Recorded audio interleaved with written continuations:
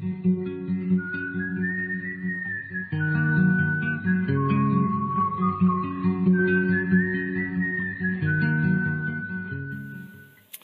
good morning, everyone. Welcome back to our session 2 of our debate. Is Israel today a fulfillment of prophecy? Today's focus is on Paul's theology and writings. The question and the thesis today is, who is Israel in Romans 9 through 11? And so the following format of today will be based on last night's pattern. We will have 30-minute openings. We will have 15-minute rebuttals of each. We will have a 15-minute cross-examination, and then finally 5 minutes for closing argument from each participant.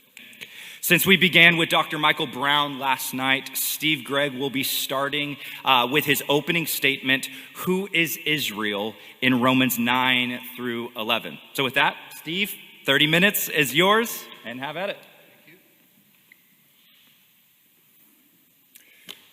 All right, so today we are focusing on just one passage, and that's Romans 9 through 11, which I suppose anyone very familiar with the New Testament is aware is the only passage where there's an extended discussion about the nature of Israel and the fulfillment of the promises to Israel. And I've known some people who feel that, when you're reading through Romans and you get through chapter 8, chapter 8 is kind of the high point, the apex of the book. And then for some people, going into chapters 9 through 11 just seems like a departure from out of nowhere. Okay, why is he talking about Israel now? Well, probably the reason is that at the end of chapter 8, he said that all things work together for good to those who love God and who are the called according to his purpose. At the end of Romans 11, he's going to say in verse 29, the gifts and the callings of God are irrevocable, or without repentance. And I think the idea is, well, if all things work together for those who are called, wasn't Israel called? What about them? Because when Paul was writing, everybody knew that most Jewish people had not received Christ. Though the Messiah had allegedly come, according to Christians, Israel had not really turned to God as the Messiah was supposed to do for them. For example, in Isaiah chapter 45, verse 17, it says, but Israel will be saved in the Lord with an everlasting salvation. Okay, when's that going to be? Well, Jeremiah 23, verses 3 through 6, I think it is about there. It says that there will be a branch will rise from David's root, and, he'll be called Jehovah Tsidkenu, the Lord our righteousness. And in his days, Judah will be saved, and Israel will dwell in safety. So the Messiah was going to come, and Israel would be saved. Now, Paul realizes that some of his readers are going to think, well, wait, at the end of Romans 8, it says nothing will separate us from the love of God. Well, aren't the Jews separated from the love of God? They're not following Christ. And if the Messiah is supposed to save Israel, and you say Jesus is the Messiah, how could Jesus have come and gone and Israel isn't saved? Isn't that the main thing? In fact, many rabbis, or simply Orthodox Jews today, if you ask them, why do you not believe Jesus is the Messiah? The answer is that because the Messiah will regather Israel to the land, and Jesus didn't do that. And it's true, Jesus did not do that.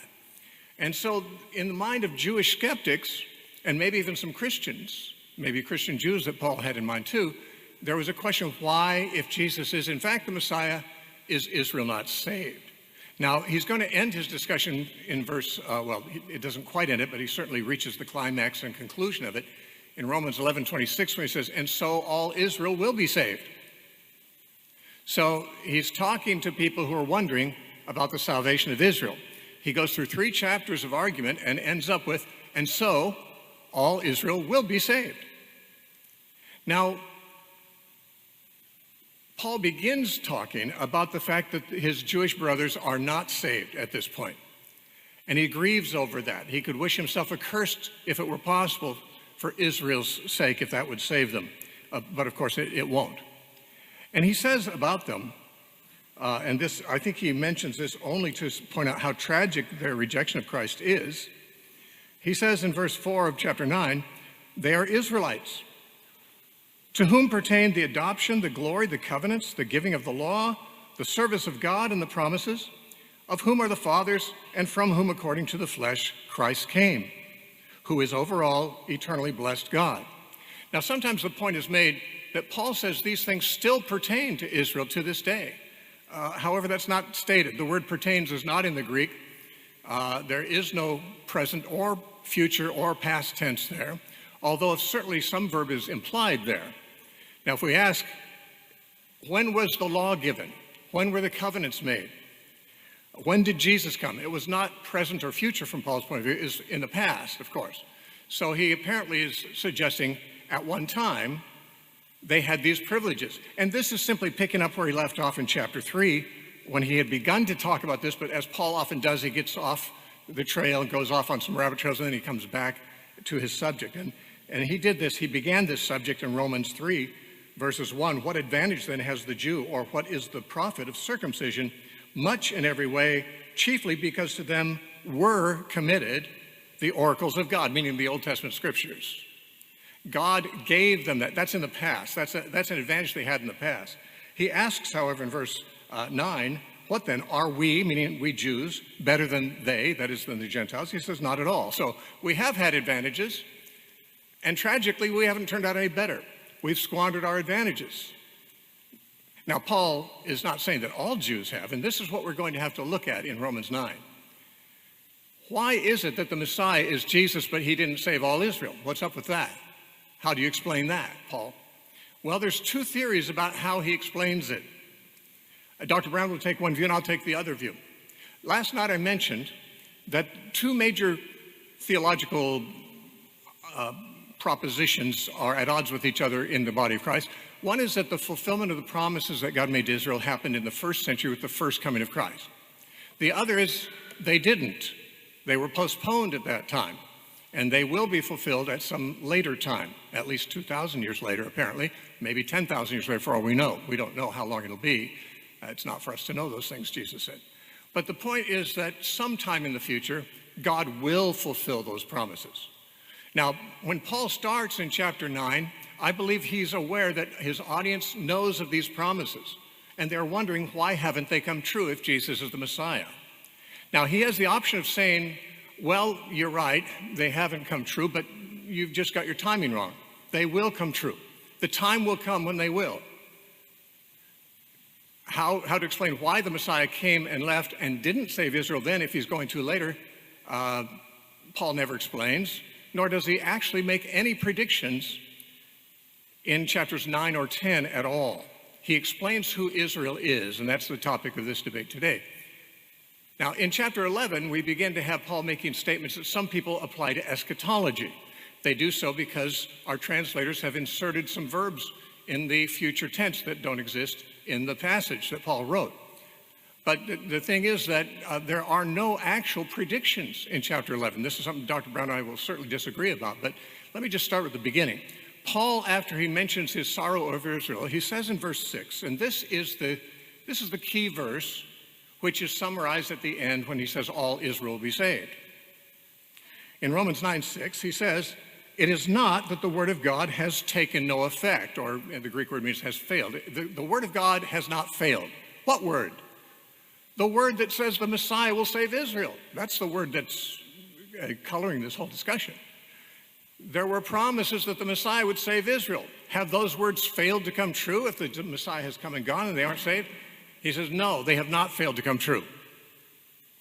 Now, he could go on and say, because they will come true at the proper time, sometime in the future when Jesus comes back. He never goes that route.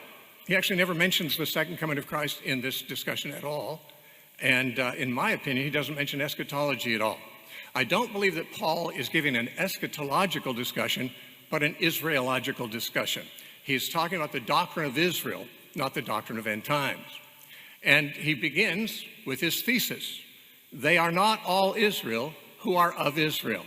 Now, Paul's going to use the word Israel quite a few times. I believe he said 13 times in this section. Some of them aren't really in the text. I mean, in Romans 10:1, the word Israel appears in the King James and the New King James. It's not in the Alexandrian text, but it's not a problem.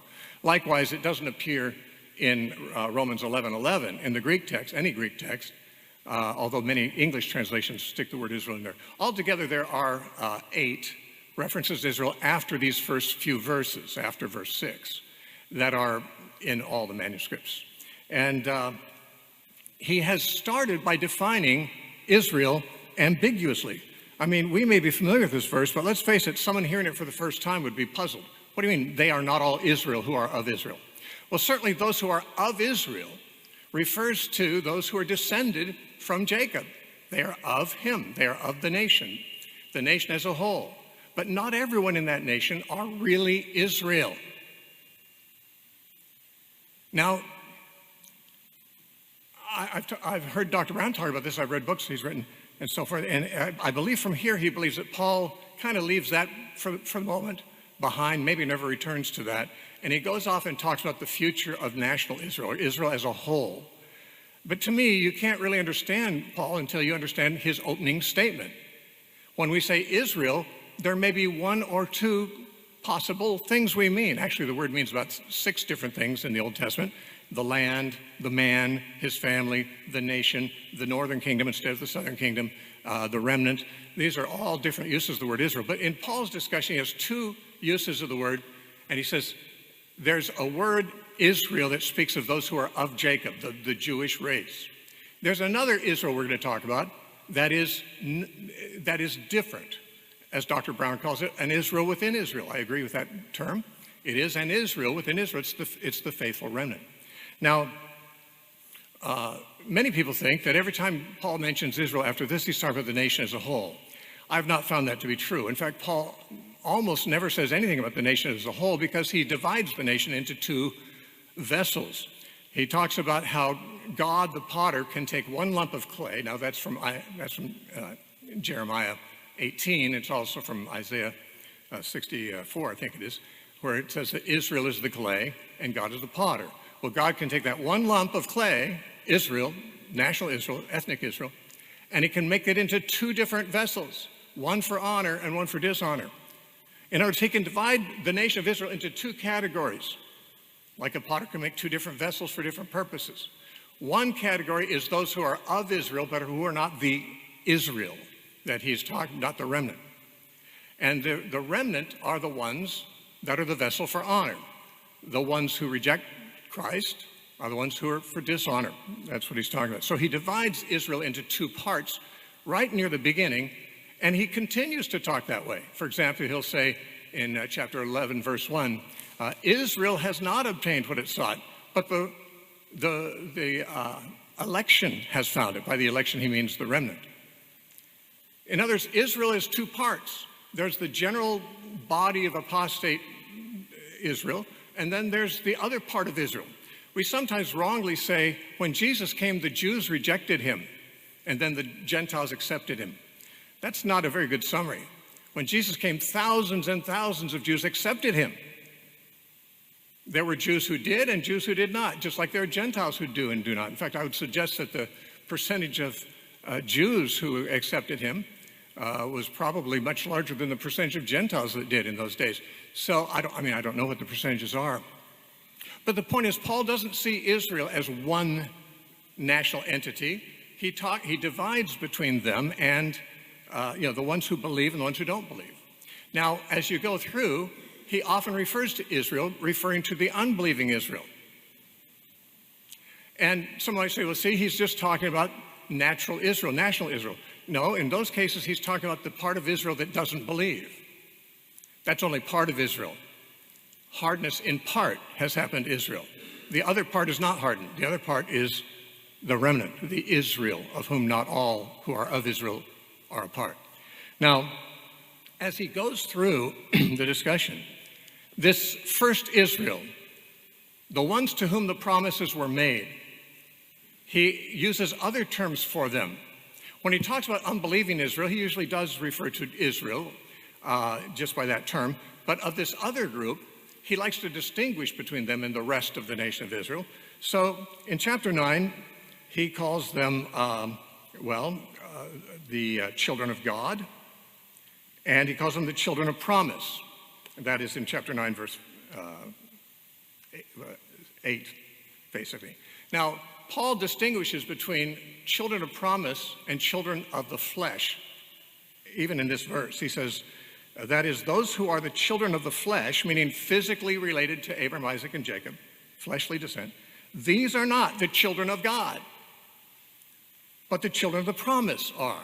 Now, Paul makes that same point at the end of Galatians 4, which we won't look at because of the shortage of our time. But he basically says there's children of the promise in the nation of Israel, and there's people who are not children of the promise. They're just children of the flesh.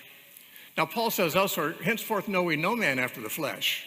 We once knew Christ after the flesh, but henceforth we don't know him that way anymore. He says that in 2 Corinthians 5. We don't judge people by their ancestry. We don't distinguish between Jews and Gentiles. What people are after the flesh is of no concern to us. Paul himself said in Philippians chapter 3, if anyone has anything to boast of in the flesh, I do. He says, I'm of the tribe of Benjamin, of the stock of Israel. I was circumcised the 8th day. I have all these Jewish qualifications. But he says, but those things that were gained to me, I count them lost. They're like dung to me now.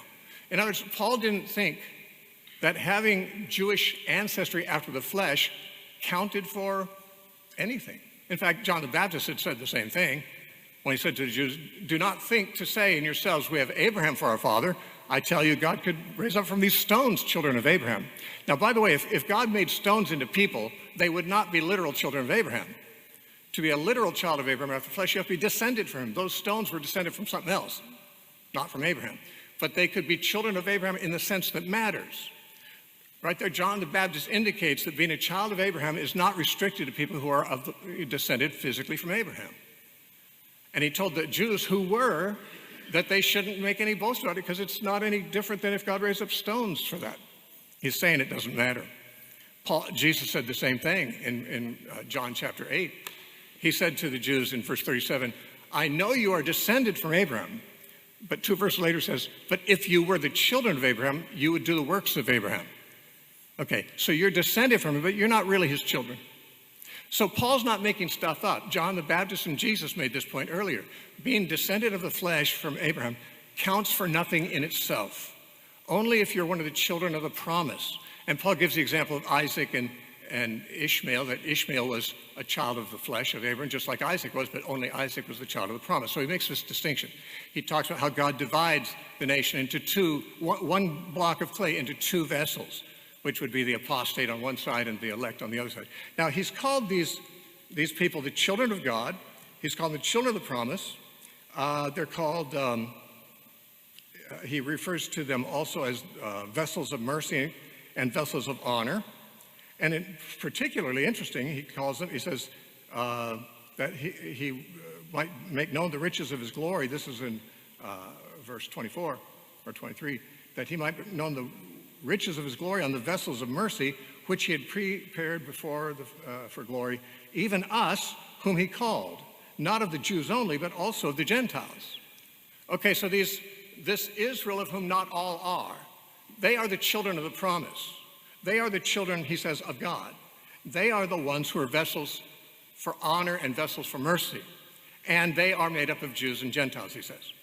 Now, unless he's introduced like a third category here, he's talking about a group of people that the promises belong to. And he's introduced at the very beginning, not every Jew belongs to that category. Only some do. They are the children of the promise. They are the vessels of mercy and so forth. So he's talking about that all the way through. Now, neither Dr. Brown nor I, nor anyone I know, can really find anything in chapters 9 or 10 that are predictive. But it's in chapter 11 that predictions are sometimes thought to be found. They usually require the addition of additional words. For example, in chapter 11, verse 1, I say then, has God cast away his people? Certainly not. For I also am an Israelite, and the seed of Abraham, of the tribe of Benjamin. Now, has God cast away his people? Many people read in a word there, permanently. Has God permanently cast off his people? Now, Paul knew that word and could have used it if he wanted to include that idea. The idea is not in the passage. It says, God has not cast off his people. Which ones? He says, whom he foreknew. Well, who did he foreknow? Well, a couple chapters earlier, he said, whom he foreknew, he predestinated to be conformed to the image of his son. Christians are the ones he foreknew. God has not cast off his people whom he foreknew, of course not. As Dr. Brown points out in Jeremiah chapter 31, God said, I will never cast off all the seed of Abraham. No, he always preserves a remnant. And Paul says, I'm one of them. Now, here's the interesting thing. This is where things take off and people take different directions. Some think Paul is going to say, no, he has cast them off temporarily, but not permanently. And many times people paraphrase this verse, has God cast off his people permanently? In order to leave open the idea that, no, it's only temporary. But the word temporary is not found anywhere in this chapter, nor the word permanently. The question is, has God cast off his people? He says, well, what do we call his people? His people are the ones whom he foreknew, like Paul. He says, I'm one of them. And he says, in Elijah's day, the nation was apostate, but Elijah thought he was the only one. And God said, no, I've preserved 7,000 who have not bowed the knee to Baal. So he says, God has a remnant. And he says that in verse 5, Romans 11:5. He says, even so then, at this present time, there is a remnant according to the election of grace. Now, he then refers to them as the election, ekloge. In verse 7, he says, what then? Israel has not obtained what it seeks, but the election. Now, a lot of verses don't say that. We need to understand it's the word the election, which is a proper term for this elect children of the promise, because you're going to use it again in verse 28. The election, which are contrasted from the rest of Israel here, Israel has not obtained it, but the election have. Who has? The remnant have. They are the election. And we're going to read about them again in verse 28 in a moment. Now, the point here is the nation of Israel as a whole has pretty much missed the boat. So have the Gentiles. So no great insult to the Israelites about this. This is just the way that people are. Most people reject Christ, Jews and Gentiles. But the point is, people expected the Jews to receive him, and that's what Paul's trying to explain. Well, they didn't. They didn't receive him. But an election did. The election did, just like the remnant in Paul's day. Now, interesting, in verse 5 it says, so at this present time. Well, I thought we're trying to get into eschatology here. The only time frame Paul mentions is the present time, his time, and ours, because we're living in the same age as he was, the time since the Messiah has come. And so he goes on, and there's some other things I'm going to skip over for the sake of brevity. He comes to the olive tree picture. Now, he has already borrowed Jeremiah's picture of the potter and the clay. He now borrows Jeremiah's picture of the olive tree. In Jeremiah 11:16, which, by the way, corresponds with Romans 11:16, both refer to Israel as an olive tree. In Jeremiah 11:16, it says, you were called a good olive tree, but your branches are broken off. Now, some translations say your branches are burned, but in the Greek, it talks about them being lopped off. Now, an olive tree with missing branches. In Jeremiah's day, he was, of course, talking about the fact that some of the Jews had been separated from Israel by going into Babylon. Okay?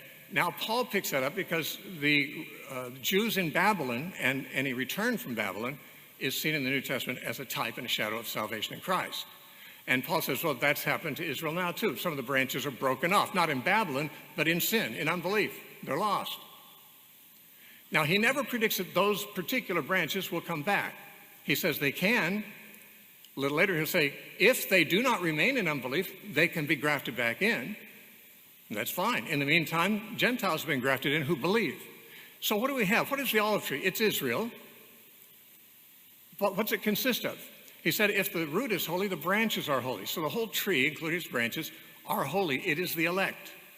It is the children of promise. It is the true Israel. What happened? When Jesus came, some of the Jews were removed because they rejected Christ because of their unbelief. Some Jews remained. They are the ones we call the elect. Then came some Gentiles added in because they believed also. So the tree consists of believing Jews who were not lopped off and Gentiles who've been added on.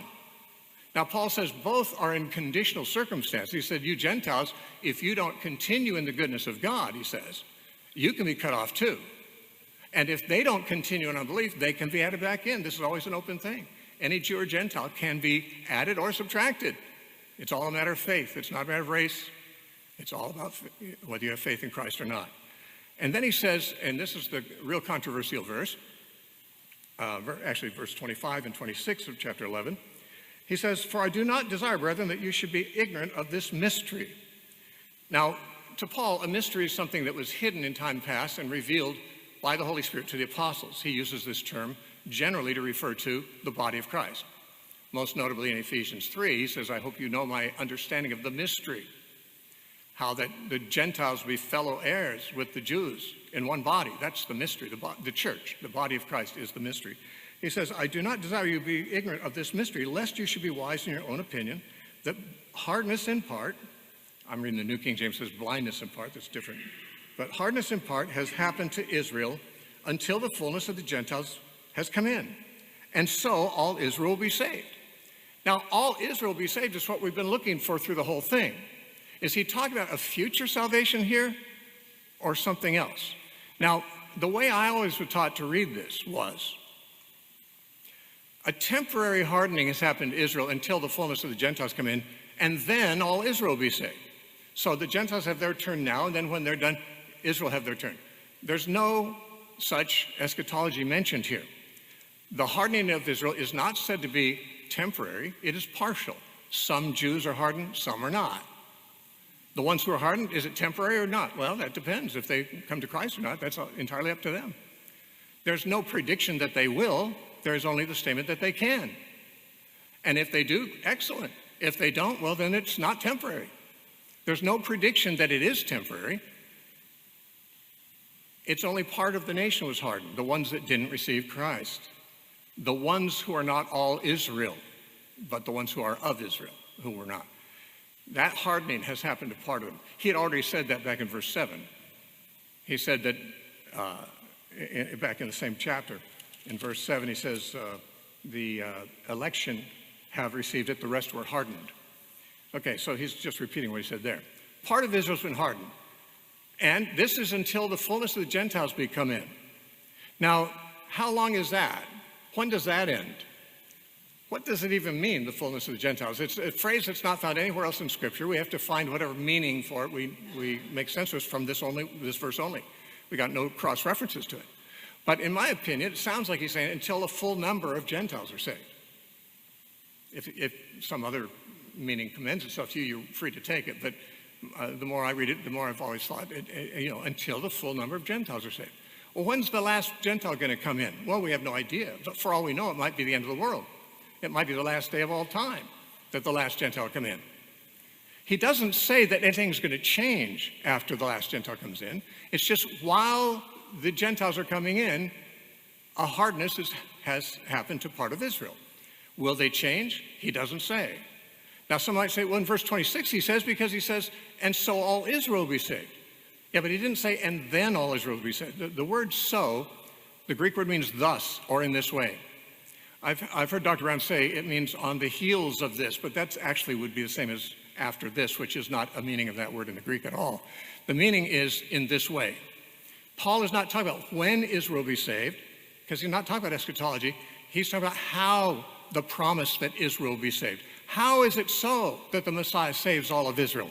Well, by taking that part of Israel that have not been hardened, the remnant, and by Gentiles coming in with them. And in this way, all Israel, the Gentile branches and the Jewish branches, will be saved. And he quotes from Isaiah about, the Redeemer shall come to Jacob. Dr. Brown has said that, no one ever thinks that Jacob refers to the church. I'm not sure why he would think that. Jacob and Israel are simply synonyms in the Bible. They're used interchangeably. If Israel can refer to the total number of believers, Jew and Gentile, then Jacob would mean nothing else than that. So, the Redeemer shall come to Zion and turn, them from their iniquity. Or actually it says in the Hebrew, to those who turn, he will come. But anyway, then we have, so he's kind of answered the question. Why is it that the Messiah has come and Israel has not been saved? Well, they're not all saved yet because he's still saving more. They all will be saved. But Paul says, I'm saved. I'm Israel. Lots of Israel has been saved. The remnant has been being saved since the day Jesus began to preach. And they came to him. The remnant of Israel came to Christ, recognized the Messiah, just like in the Old Testament, the remnant of Israel followed the prophets. Very few were there, but there were some.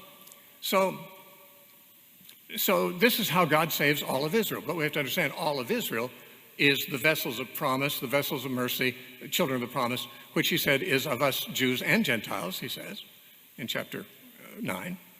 And he did say in chapter 9, verse 27, quoting Isaiah 10, he said, though the children of Israel, that would be ethnic Israel, be as numerous as the sand of the sea, only the remnant will be saved.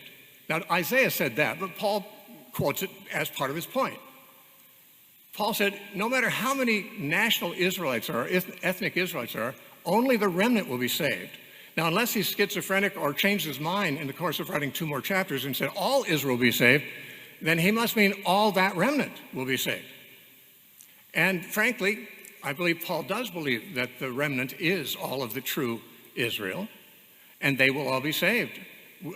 Most of them have already, probably, if Jesus is coming soon, but they'll continue. Eventually, all the Jewish and Gentile believers will be on the tree. That's Israel, and will be saved in this way. Now, I want to talk about, I don't have time. Dr. Brown will bring up verse 28, I hope, and I think he will, and we'll talk about that in the rebuttal because I don't have any more time for this. So my thought is there's no eschatology in this 3 chapters. There's Israelology. Paul is not describing a future for Israel, but the identity of Israel. Who is Israel? Which is the subject of this debate. Thank you. Thank you, Steve. And Dr. Brown, you now have 30 minutes for your opening argument.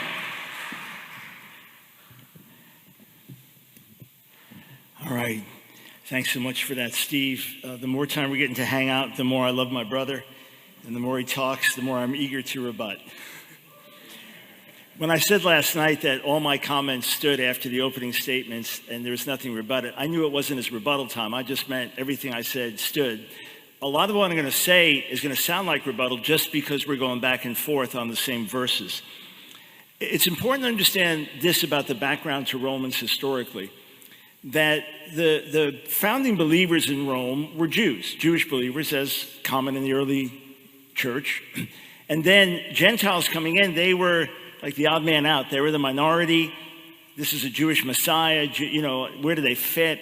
And then in AD 49, Acts 18 mentions that the Emperor Claudius gave an edict that all Jews had to leave Rome. So that included Jewish believers. So now the congregation is entirely Gentile. And now, after the edict, a few years later, when Claudius dies, the Jews come back. Where do they fit? So this is a tension through Romans. And that's why right out of the gate, Romans 1:16, Paul said, I'm not ashamed of the gospel. It's the power of God for salvation to everyone who believes, first the Jew, then for the Gentiles. So this is a theme throughout Romans, even Romans 14. How do Jewish and Gentile believers live together with different practices and customs? So this is a major thing. And now that the Jews are coming back, initially, there's the Jewish pride. Look at us, and the Gentiles are added in. And Paul deals with Jewish pride in Romans 2. But now, the Jews are the minority coming back to the Gentiles, so there's the Gentile pride. As a commentator Grant Osborne says, Gentile believers in Rome were tending to vaunt themselves over their Israelite brothers and sisters since the Jews were a minority and the Gentiles probably dominated the church. Paul writes this section, Romans 9 through 11, to stave off Gentile pride. That's the only thing he warns about in Romans 9 through 11 in terms of pride. He warns Gentiles against pride by providing the larger theological backdrop to what was happening in Rome. Now, let's break this down. And Steve, I apologize if a few things I'm going to call out as big misses. All right? I know you would want to do the same for me as we sharpen each other. Yes. Okay. So Paul says, Romans 9:1, we agree. I agree with so much of what he said in the introduction to this. This is essential. This is about Israel. And it includes eschatology because it talks about the future of Israel. It's that simple. So Paul's heartbroken, wishes he could be cut off from the Messiah for his own people. And he says in verse 3, I could wish that I myself were cursed and cut off from Messiah for the sake of my people, those of my own race, the people of Israel. In Greek, the Israelites, speaking of national, ethnic Israel. Theirs is the adoption to sonship. Theirs the divine glory, the covenants, the receiving of the law, the temple worship, and the promises. Theirs are the patriarchs, and from them is traced the human ancestry of the Messiah, who is God over all, forever praised. Now, Steve said there's no verb there. Of course there's a verb there. The Greek verb esin, the present tense, is, are. The promises are theirs. Verse 4, it's there, it's widely known. Professor Thomas Schreiner says this, the present tense verb, esin, they are, indicates that the Jews still are Israelites and that all the blessings named still belong to them. Professor Douglas Moo, Paul's choice of the term adoption is a deliberate attempt to highlight the continuing regard that God has for Israel, despite her widespread unbelief. It may therefore hint at the new and ultimate work of God among the people Israel that Paul predicts. So Paul says the promises are still theirs. Even in unbelief, the promises that God would preserve them are still theirs. The promises that God would one day regather them. The covenants, including the Abrahamic covenant, are still theirs. Present tense, there is a verb, and it's important. Now, Romans 9:6, not all Israel, is constantly quoted. When we say all Israel will be saved, immediately we hear not all Israel is Israel. So what we have to do is say, okay, Paul's making a spiritual point, and I totally agree with the spiritual point, that there's an Israel within Israel, that there's a remnant that believes in the midst of an apostate nation. So we have the nation as a whole that doesn't believe, called Israel, and then Paul identifies an Israel within Israel, also called the children of the promise. I agree with what Steve said about that. Now, Paul's going to keep talking about the remnant and how the promises come to the remnant through history. It's only been a remnant in Israel that's been saved, a remnant that's received the blessings. That's part one of his argument. Part two is, but there's more that's still going to happen. And remarkably, again, I don't want to be harsh, but some of the key, most important verses of massive consequence were skipped over in Romans 11. So let's take a look and just see, after Paul makes the point, not all Israel is Israel. So he's making his point. There's an Israel within Israel. He's now going to use the word Israel repeatedly in Romans 9, 10, and 11. And interestingly, although he talks about Jews and circumcised throughout Romans, he only speaks of Israel in Romans 9, 10, and 11. Only here, because he's speaking about God's purposes for the nation as a whole. So those of you who may differ with me on this, please listen really, really carefully. So we saw in Romans 9:4, they are Israelites, speaking of the nation as a whole. Then Romans 9:6, he twice uses Israel. There's an Israel within Israel. Not all Israel are Israel. All right, so now we skip down to 9:27 and 28. The next time he speaks of Israel.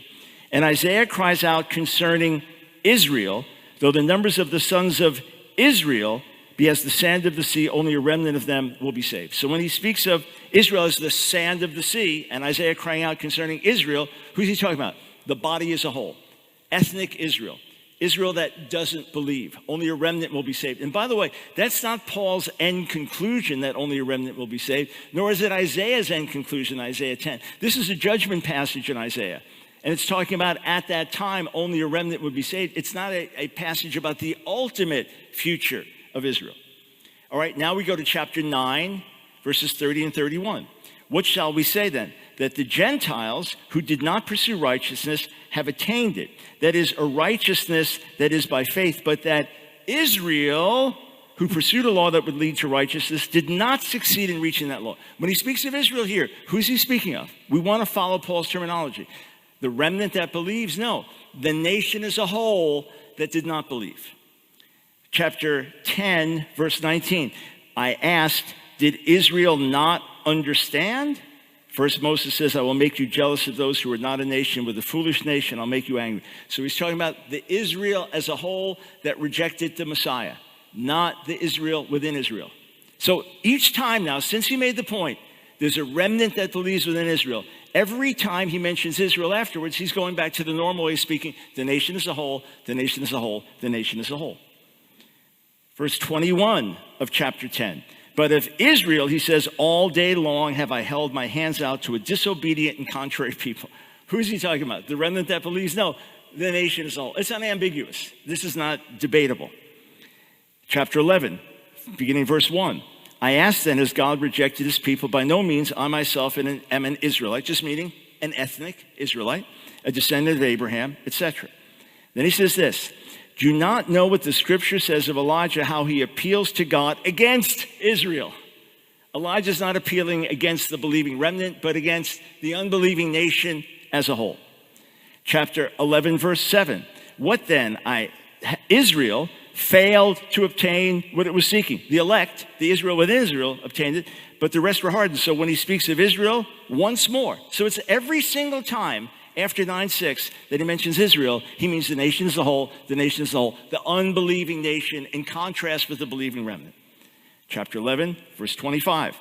Lest you be wise in your own sight, I do not want you to be unaware of this mystery, brothers. A partial hardening has come upon Israel, by which we'll see he means It is not over the whole nation because there's always a remnant that believes. And it's not for all time because there's going to be a national turning at the end.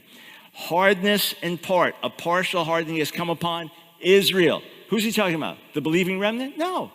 Hardness has come upon the unbelieving nation as a whole. And so, until the fullness of the Gentiles has come in, and so all Israel will be saved.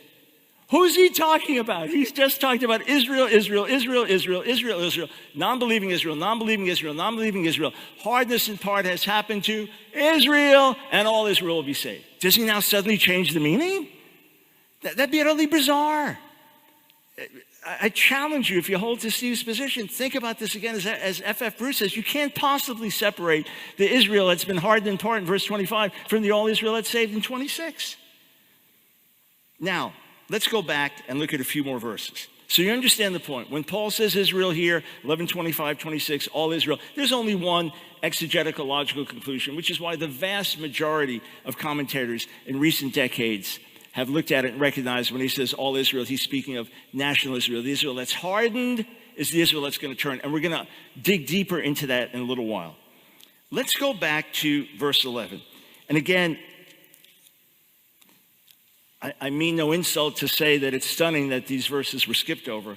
Verses 11 through 15 of chapter 11 are incredibly important, right up through 16, incredibly important. Paul asks, again I ask, did they stumble so as to fall? And the NIV adds, beyond recovery. Now, in chapter 11, at the beginning of it, when he says, has God cast away his people? I agree, he doesn't say permanently there. And his answer is no, there's a remnant that believes. Obviously he didn't cast away his people because there's a remnant that believes. 100%, I agree. But now he's making another argument. Why does the NIV say, did they stumble so as to fall beyond recovery? So what you have here, and for those that are into Greek, you have an aorist active subjunctive of pipto, to fall. Let me just go through how major lexicons, commentaries, and translators understand this. Are you ready? It's been translated to fall irredeemably, to fall permanently, to fall altogether, to fall irrevocably, to fall never to get up again, to fall beyond recovery, to come to an end, to be completely ruined. The phrase such that they fell is translated, did that fall destroy them, stumble into irrevocable fall, that it can't get up again? Was their final fall? Did they fall to their ruin? This verb means to cease to exist in a particular post or position. These are top lexicons, commentaries, and translations. I'll quote Thomas Schreiner again. Virtually all commentators agree that the question introduced in this section, have they stumbled so as to fall, gives the Greek there, asks whether Israel's failure to obtain salvation is irrevocable and irreversible. Douglas Moo, fall denotes irretrievable spiritual ruin. Adam Clark, have the Jews now for their disobedience and unbelief rejected, so sinned against God as to be forever put out of the reach of his mercy? Dig into the Greek. When it says stumble so as to fall, it means a fall from which you cannot get up. Dig into it, and you'll see this is the overwhelming consensus of Greek scholars. Now, let's keep reading here in Romans 11, verse 11. Did they stumble so as to fall beyond recovery? Not at all. Not at all. It's not over. He's already said that a remnant is saved in every generation. That's not the point now. Now he's asking another question. Is it over for the nation? Not at all. Rather, because of their transgression, as salvation has come to the Gentiles to make Israel envious, or to make God's people envious. So salvation comes to the Gentiles. On the one hand, there's the negative envy, jealousy of you have what used to belong to us. But then there's supposed to be an envy, jealousy where the believers provoke Israel to salvation, as he'll say. Salvation has come to the Gentiles because of Israel's transgression. Salvation has come to the Gentiles to make Israel envious. But if their transgression means riches for the world, whose transgression? Israel's transgression. If their transgression means riches for the world and their loss means riches for the Gentiles, how much greater riches will their fullness bring? Whoa! This is an extraordinary passage. Steve as he's given his teaching on this, he didn't do it today. I thought he would, so I just have to share what he would say, is that Paul is not making a prediction. He's just saying, what if? Wouldn't this be amazing? Paul's not in the middle of this letter saying, wouldn't it be just incredible if all Israel got saved? But it's never going to happen, of course. I mean, it's ludicrous to even make that suggestion. He's talking about something that's going to happen, and he's going to lay out what's going to happen in accordance with many of the prophets, that there's going to be a national turning at the end of the age. If their transgression means riches for the world and their loss means riches for the Gentiles, how much greater riches will their fullness bring? In other words, if Israel getting things wrong brought salvation to the world, what's Israel going to get things right? I mean, it's going to be incredible. I'm talking to Gentiles. Wait, Paul. No. They're actually spiritual Israel. You need to call them Israel. No, they're Gentiles. It's not good or bad. It's just people of the nations. I'm talking to Gentiles. Paul addresses them as Gentiles, not as spiritual Israel. I'm talking to the Gentiles, and as much as I'm the apostle to the Gentiles, I take pride in my ministry in the hope that I may somehow arouse my own people to envy and save some of them. So for Paul's mission, he wants to save some of them. Whatever you can do to save some, that's how I live. Whatever you do to save some, but we know there's a final day coming, which is going to be glorious. Look at this. For if their rejection brought reconciliation to the world. Whose rejection? Israel's rejection brought reconciliation to the world. What will their acceptance be but life from the dead? In other words, this is the culminating act in Jesus' returns, which brings the resurrection of the dead. This is big stuff. This is of massive importance. In the program and plan of God, Israel's salvation is of massive importance. To be clear, God loves Jew and Gentile exactly the same. But just like the Great Commission is of massive importance in God's heart, this gospel of the kingdom being preached in all nations, the end will come, just as our hearts beat to see people all over the world hear the gospel. And we know, most of us believe that Jesus will not return until the Great Commission goes through the whole earth. The salvation of the nations is of massive importance to God. So also the salvation of Israel. It's going to bring life from the dead. Why do you think the devil fights this so hard? Then he says this, if the part of the dough offered as first fruits is holy, then the whole batch is holy. If the root is holy, so are the branches. This ties in. Verse 16 ties in with verse 15. Before he gets to the olive tree discussion, this ties in. This is directly connected.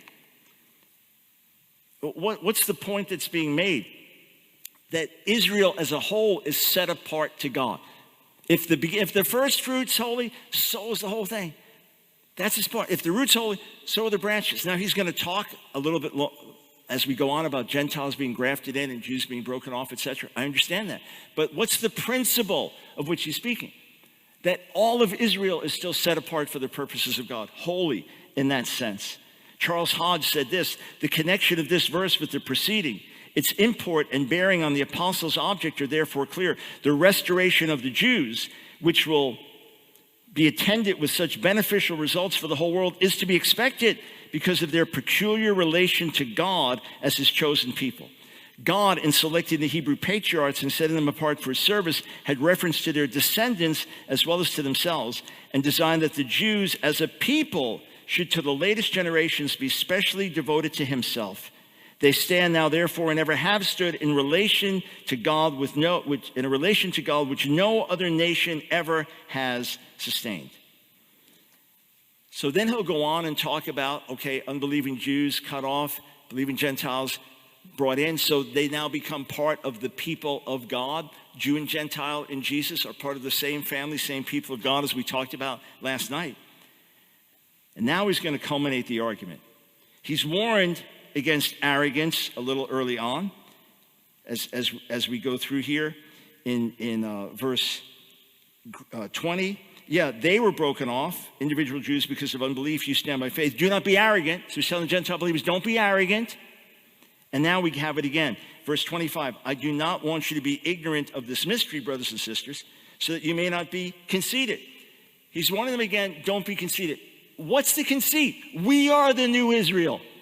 God's gotten rid of the old Israel. Israel's finished. God divorced Israel. We're the new kids on the block. We live in their home and they're put out. Don't be ignorant and therefore become arrogant. I don't want you to be ignorant of this mystery.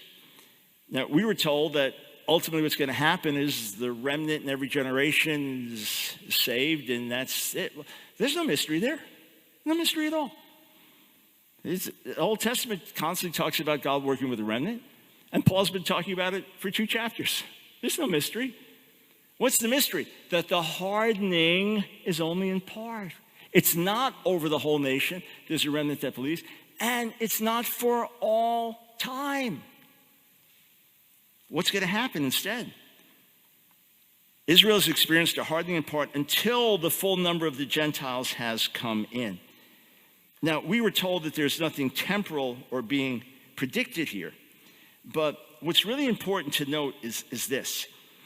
Grammatically, and I'm avoiding discussions that could be too technical, but grammatically, the Greek akriou, until, when it's followed by an aorist subjunctive in Greek, always, check it out. I've checked the references.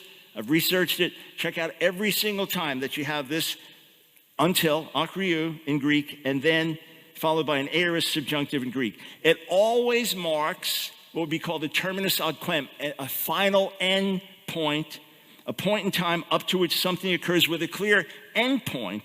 And the aorist subjunctive typically indicates a single complete event that is expected or projected in the future. Just dig in, those that are into the Greek, those that are into commentaries. You'll find Paul's language is extraordinarily precise. He's talking about a future event that will happen, as is understood also by the vast majority of commentators. It doesn't mean they're right. I'm just saying my position is not some minority thing that I'm the first one arguing for. These things are widely held and understood. So what's going to happen? The Greek hutos can mean thus or so. It can also mean in this way. It can also have a temporal meaning following this. I was surprised that more options aren't given. Normally, scholars would give you 4 different options for the usage of hutos here. But Paul's saying this, if it is in this way, fine. The fullness of the Gentiles comes in. It doesn't have to mean every last Gentile. I agree people will be getting saved to the very last moment before Jesus returns. But there's going to be a vast harvest. It's been increasing. The amount of people that have come into the kingdom around the world in the last 75 years is probably more than all church history before that. So there's this mass harvest, and as this mass harvest comes in, here's what I'm seeing around the world. Christians who love God and who understand God's purposes for Israel. Christians who stand with the Jewish people as they're persecuted around the world. Those people walking with God experience the light and goodness and life of God, freedom, salvation, the beauty of his love are provoking Jewish people to jealousy. And on the heels of, and again, that's a legitimate reading of the Greek. I'll back it up if you want lexical data and so on. On the heels of, provoked by, following, the fullness of the Gentiles comes in, and the climax, life from the dead. And so all Israel shall be saved. It's extraordinary. And why? Oh, this is the big thing now. There's going to be a national turning. Now, God knows how many Jewish people will be alive at the end of the age. God knows what shaking is coming. I don't think we can lay out exactly what's going to happen in those details in the future. But that final generation and the sovereignty of God doesn't necessarily mean every other Jew. But there's going to be a national turning. Now, here's one other argument against the remnant idea. The term all Israel, in Hebrew, Kol Yisrael, in Greek, Pas Israel, it occurs about 140 times in the Bible. Only the Old Testament up to this. About 140 times. Every single time, without exception, it's talking about the nation or a large part of the nation at one point in time. It is never talking about the cumulative number through the ages. Never. Never. Is Paul suddenly going to reinvent the wheel here when the term is a well-known term in the Old Testament and give it a different meaning? Certainly not. Israel has experienced a hardening in part until the fullness of the Gentiles has come in.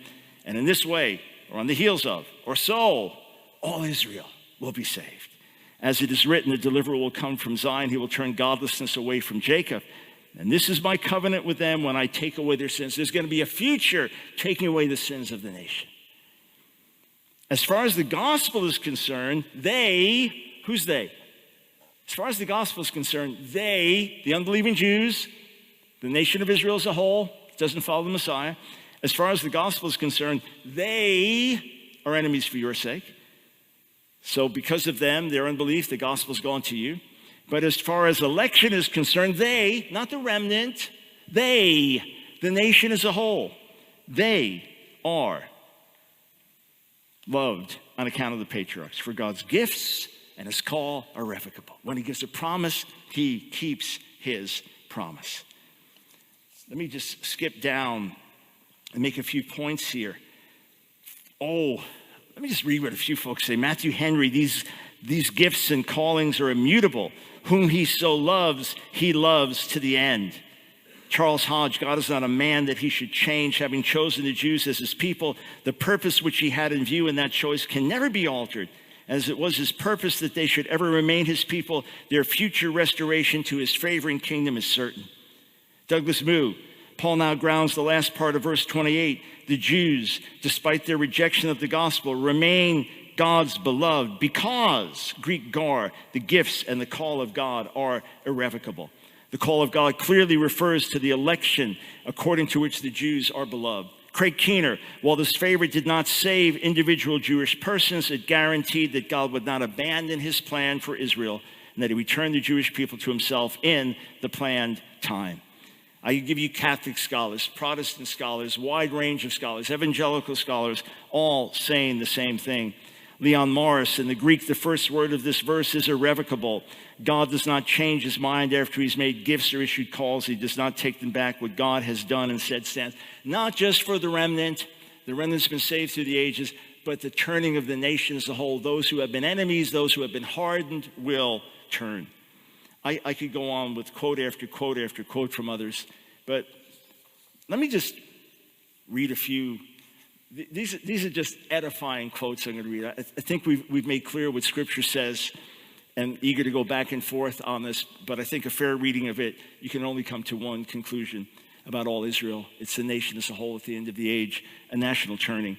But the early church, which embraced replacement theology, still saw a future salvation of Israel, not just a remnant. Tertullian, who died in 230, God will favor with his acceptance and blessing the circumcision also, even the race of Abraham, which by and by is to acknowledge him. Origen, who died in 254, for the church was called between the two callings of Israel. That is to say, first Israel was called, and afterwards, when Israel had stumbled and fallen, the church of the Gentiles was called. But when the fullness of the Gentiles has come in, then will all Israel, having been called again, be saved. Augustine, who died in 430, the time will come, the end of the world will come, and all Israel shall believe. Not they who are now, but their children who shall then be. Jerome, who died in 420, he said, when the Jews receive the faith at the end of the world, they will find themselves in dazzling light as if our Lord were returning to them from Egypt. Samuel Rutherford died in 1661. Oh, to see the sight next to Christ's coming in the clouds, the most joyful, our elder brethren, the Jews in Christ, fall upon one another's neck and kiss each other. They have long been asunder. They will be kind to one another when they meet. Oh, day, oh, longed for and lovely day dawn. Oh, sweet Jesus, let me see that sight which will be as life from the dead, thee and thy ancient people in mutual embraces. Jonathan Edwards died in 1758.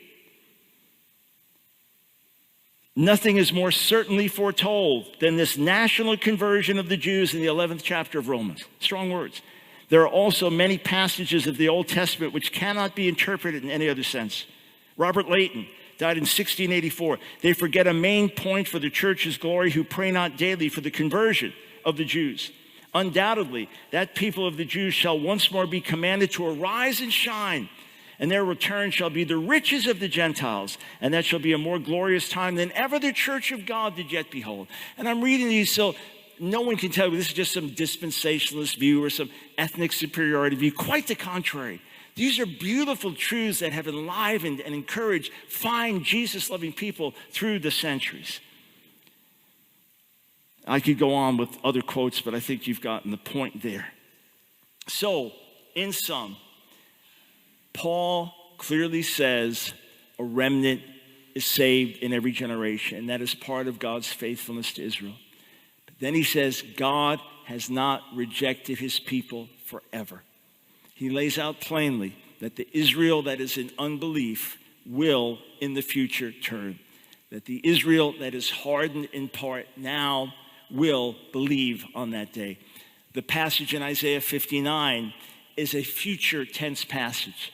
The Redeemer will come to Zion. Paul's probably bringing in Psalm 14, which speaks of redemption coming from Zion. And there will be repentance among the people. What's going to happen, as we saw last night, we'll look again today in Zechariah 12, there's going to be a massive outpouring of repentance on the nation. How God orchestrates it, that's his business. But how is it that there's so many more people saved now than 100 years ago? How is it that more Muslims have come to faith in Jesus in the last 100 years than in the previous history of Islam? Something's happened. God can arrange things as he sees fit. He's sovereign. Salvation is only through faith in Jesus, as I emphasized last night. A Jewish person can live in Jerusalem and die without Jesus, and that Jewish person is lost. And we are one in Jesus, no superior class or caste. We are one in him. But thank God, thank God, thank God, he keeps his word. It will happen as it is written. The gifts and calling of God are irrevocable. All Israel will be saved. Praise God. Amen. Thank you, Dr. Brown, and thank you, Steve, for your opening arguments. Steve, I'm sure you have a lot that you're interested to rebut and speak to, so you now have 15 minutes for your time of rebuttal. I've always thought rebuttal time should be twice as long as presentation time, rather than half as long, but it's the tradition to do it half as long. Okay, very quickly on the present tense verb in Romans 9:4, which is, so it says, to whom pertain the adoption, the glory, the covenants, and so forth. Dr. Brown says there is a verb there, and it's in the present tense. That's rather strange because the Greek text I have on my shelves don't have any verb there. In fact, even the New King James puts it in italics, which is a way of saying there's no verb there. It's saying they supplied the verb. Now, they supplied a present tense verb, but to my mind, a past tense verb makes more sense because these things were, the giving of the law is not happening in the present, it was happening in the past. The Shekinah glory is not there in the present, it was in the past. The things Paul lists are things that were in the past, including the coming of Christ, which is the last thing he mentions. All those things were in the past. Now, Christ has come, but he's not coming right now. The law is not being given right now. The Shekinah is not here right now. The temple sacrifice is not being offered now. He's talking about things that they had in the past. And interestingly enough, David Stern's Bible, the complete Jewish Bible, he actually puts in a past tense verb there. Yeah, I just checked it before I came here. Okay, let me see it.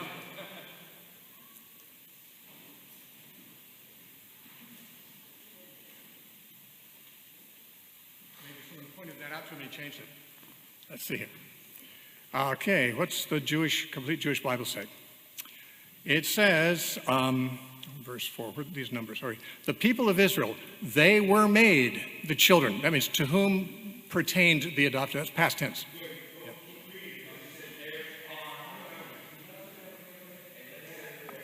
We're going to let the rebuttal just continue to go. Thank you so much. Appreciate it. Yeah, the verbs that he adds are not in the text. There's only one verb in the text, and that I think is the one that says, from whom came Jesus.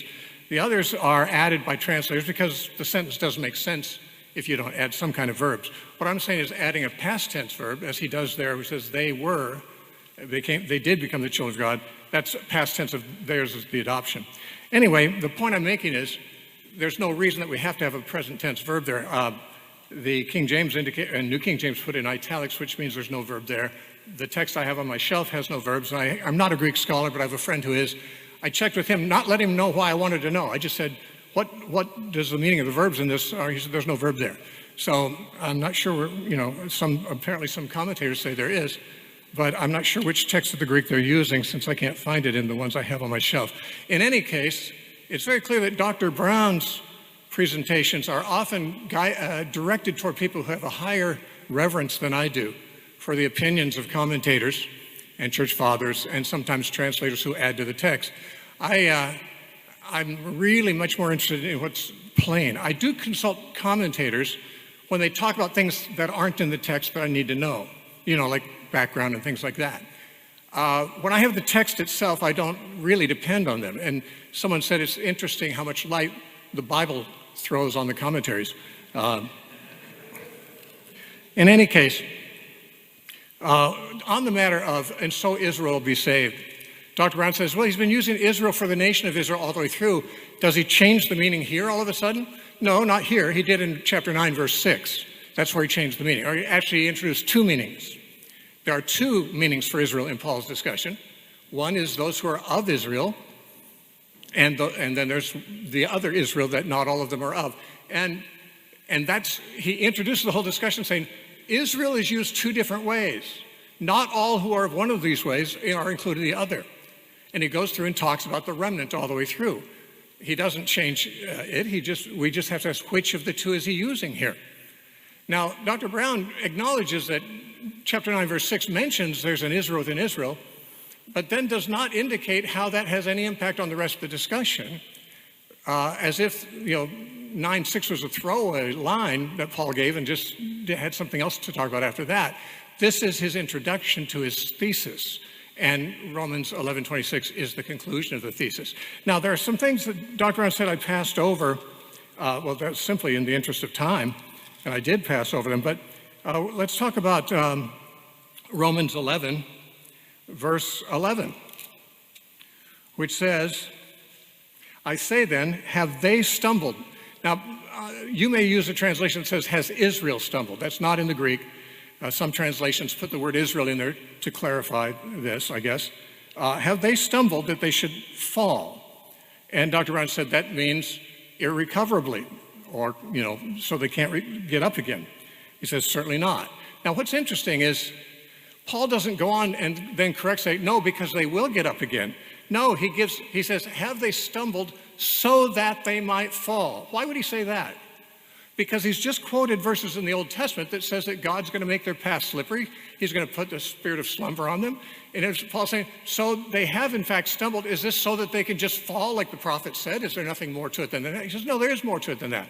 Through their fall, the gospel has gone to the Gentiles. So there's, God has made lemonade out of lemons, It's not a good thing that they fall, but God can do something even with bad stuff we give him. And so he's used this to reach out to the Gentiles, Paul says. He does not predict that because of their fall, they will return to God. He says because of their fall, Gentiles have come to God. He does not say that they will return to God. Now, what about verse 12 and verse 15, which he brought up, and I didn't in my first presentation.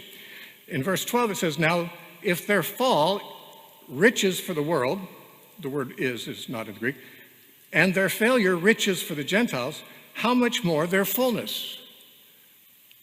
Okay, there's no verb that says that their fullness will come. What I've suggested is it could as easily read, if their fall and their unbelief is in fact riches, how much more would be their conversion? How much more could God get if they believed out of them? How much more could he do? Now, by the way, even if chapter 11 says, in verse 11 says, have they fallen beyond recovery, which is not what the Greek says, it's what the commentaries say. And apparently some of the lexicons he's consulted. But the point I'm making is, he doesn't say Israel, he says, have they? Who are they? The Jewish people. Have they fallen so that they can't recover? I don't think so that they cannot recover is in the text, but let's grant it. Let's grant it for the sake of, okay, have Jewish people fallen to the point they can't recover? Of course not. A Jew can become Christian. Paul says that later on in the same chapter. He says, if they don't remain in unbelief, they can be grafted back in. So, of course, no one has fallen irrecoverably as far as we know, unless they've got a reprobate mind or something. So no, in other words, if he is saying, have they fallen beyond recovery, then he'd just be saying what he says later on about the olive tree. No, they can recover. Anyone can recover. Don't think that God somehow has put a Star of David on their arm and saying, you're all going to the gas chambers. That's not what God has done. God has not rejected all Jewish people. He's made that very clear. God has preserved his remnant. He always preserves the remnant. He has never abandoned his people completely. And those even who are fallen can come back. I have so many things I want to respond to. I'll have to, I guess, in the Q&A. Dr. Brown said that all Israel never means just a remnant of Israel. Well, I don't know, I've done a little more looking at the subject of the remnant in the Old Testament. And we know that many of the prophets wrote in poetry, which means they had couplets. They said the same thing twice in different words. That's what poets do in Israel. And Micah 2:12 says, I will surely assemble all of you, O Jacob. That means all of you, Israel. I will surely gather the remnant of Israel. Now, these two lines are identical in meaning. Certainly, he wouldn't have to say the second one if it wasn't included in the first one. But you see, I will gather all of you, O Jacob. I will gather the remnant. Now, this is the way the Bible talks in the Old Testament. Only the remnant have promises to them. I just want to read one other passage. The time gets away so quickly. In Psalm 50, just to understand this idea of the remnant, which we may have not dealt with quite thoroughly enough, although it certainly is Paul's theme in Romans 9 through 11. In Psalm 50, verse 5, God says, gather my saints together to me, those who have made covenant with me by sacrifice. In other words, the faithful, those who are faithful to the covenant, they're his saints, they're his people. But in verse 16 it says, but to the wicked, God says, what right have you to declare my statutes or take my covenant on your mouth, seeing you hate instruction and cast my words behind you? Now, these are not Gentiles. These are people who take God's covenant on their mouth. They are Jews. But he says, what right have you? That's rhetorical. You have no right. What right have you to take my covenant on your mouth when you hate my instruction and you turn from me and put my words behind you? He makes it very clear. Being Jewish, there's two categories. Psalm 50, verse 5, there's the saints who are covenant keeping. In verse 16, there's Jewish people who take his covenant verbally, but they have no right to do so. His covenant is not for them.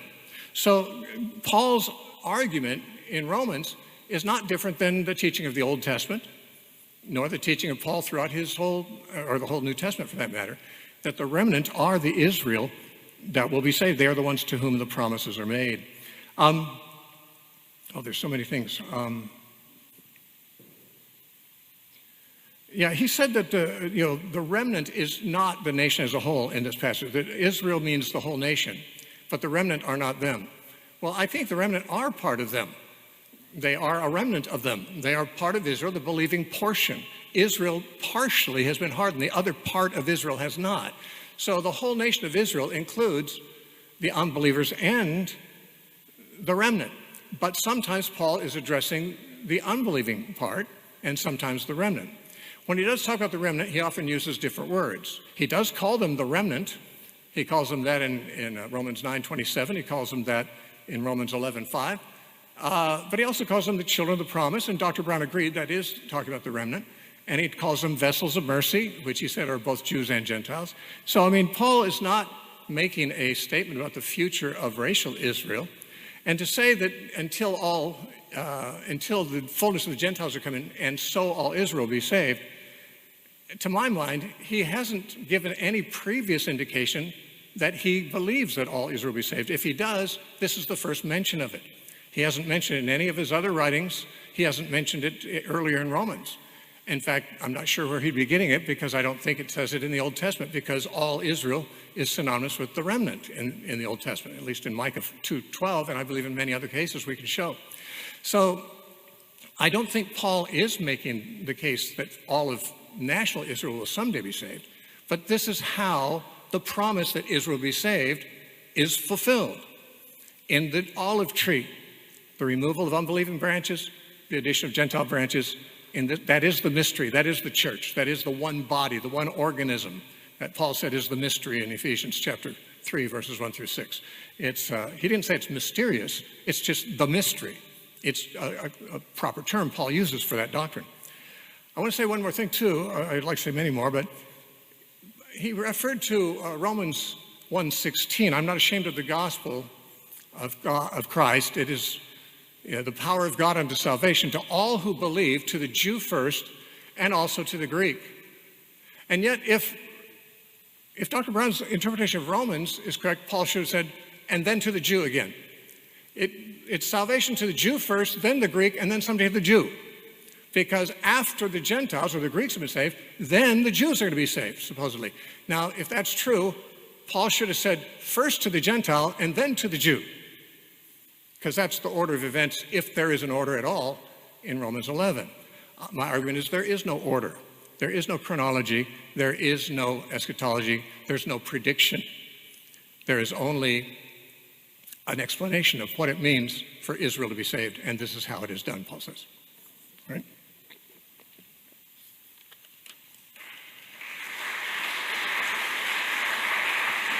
Thank you, Steve. And Dr. Brown, again, I'm sure you have a lot to rebut to, so you have 15 minutes. The floor is yours. All right. I just put the text down in Greek there from Romans 9:4 to clarify. So the verb eisen, they are, is there in Greek. The issue is, does it carry through in the sentence, which Thomas Schreiner and other scholars say it absolutely does. Steve said he relies on the biblical text, not scholars. You're reading an English translation by scholars. That's everything you read is an interpretation. Right. So you have to, the bottom line is we're all relying on scholarship. But why do I quote other scholars and church leaders? Because if you'll hear Steve teach, he always say the dispensational say, the dispensational say, the dispensational say, as if it's this small little group or this fringe thing. What I'm saying is no mainstream biblical scholarship, mainstream linguistic scholarship, mainstream translations, mainstream commentators, along with much of church history, agrees on many of these key points. So yes, the verb is there in 9:4. It's not been manufactured. It is actually there, and it carries through the entire verse into verse 5. We're told there are no actual predictions in Romans 11. Well, sure there are. Not only is he speaking of the fullness of the Gentiles coming in, that is a future prediction, but he's saying Israel's salvation is coming. And in verses 11 through 15, which again, remarkably were skipped over the first time, and we have to choose what we major on with time frames, so to think that that was left out is still amazing. Did they stumble so as to fall beyond recovery? The Greek, the best way to understand the Greek, diving into the language. My specialty, my PhD in Near Eastern languages and literatures, in Hebrew and Semitics. Greek I don't know as well, so I rely on the scholarship there of others. When you dig in, it means an irretrievable, an irrecoverable fall. So did they stumble so as to fall, meaning they're not just stumbling, they're not going to get up. Because he's saying Israel's been hardened. The verses before this is about judgment, darkness on Israel. Look at what he says right before this. What the people of Israel sought so earnestly they did not obtain. Verse 7. The elect among them did, but the others were hardened. God gave them a spirit of stupor, eyes that they could not see, ears that they could not hear to this very day. David says, may their table become a snare and a trap, a stumbling block and a retribution for them. May their eyes be darkened so that they cannot see and their backs be bent forever. He's just made this statement, may their backs be bent forever. The nation as a whole hardened. Or the nation outside of the believing remnant hardened. It's a logical question. Is it forever? Is it too late? Have they fallen beyond recovery? It's a perfectly logical point. And look at what he says. It's not just a hypothetical.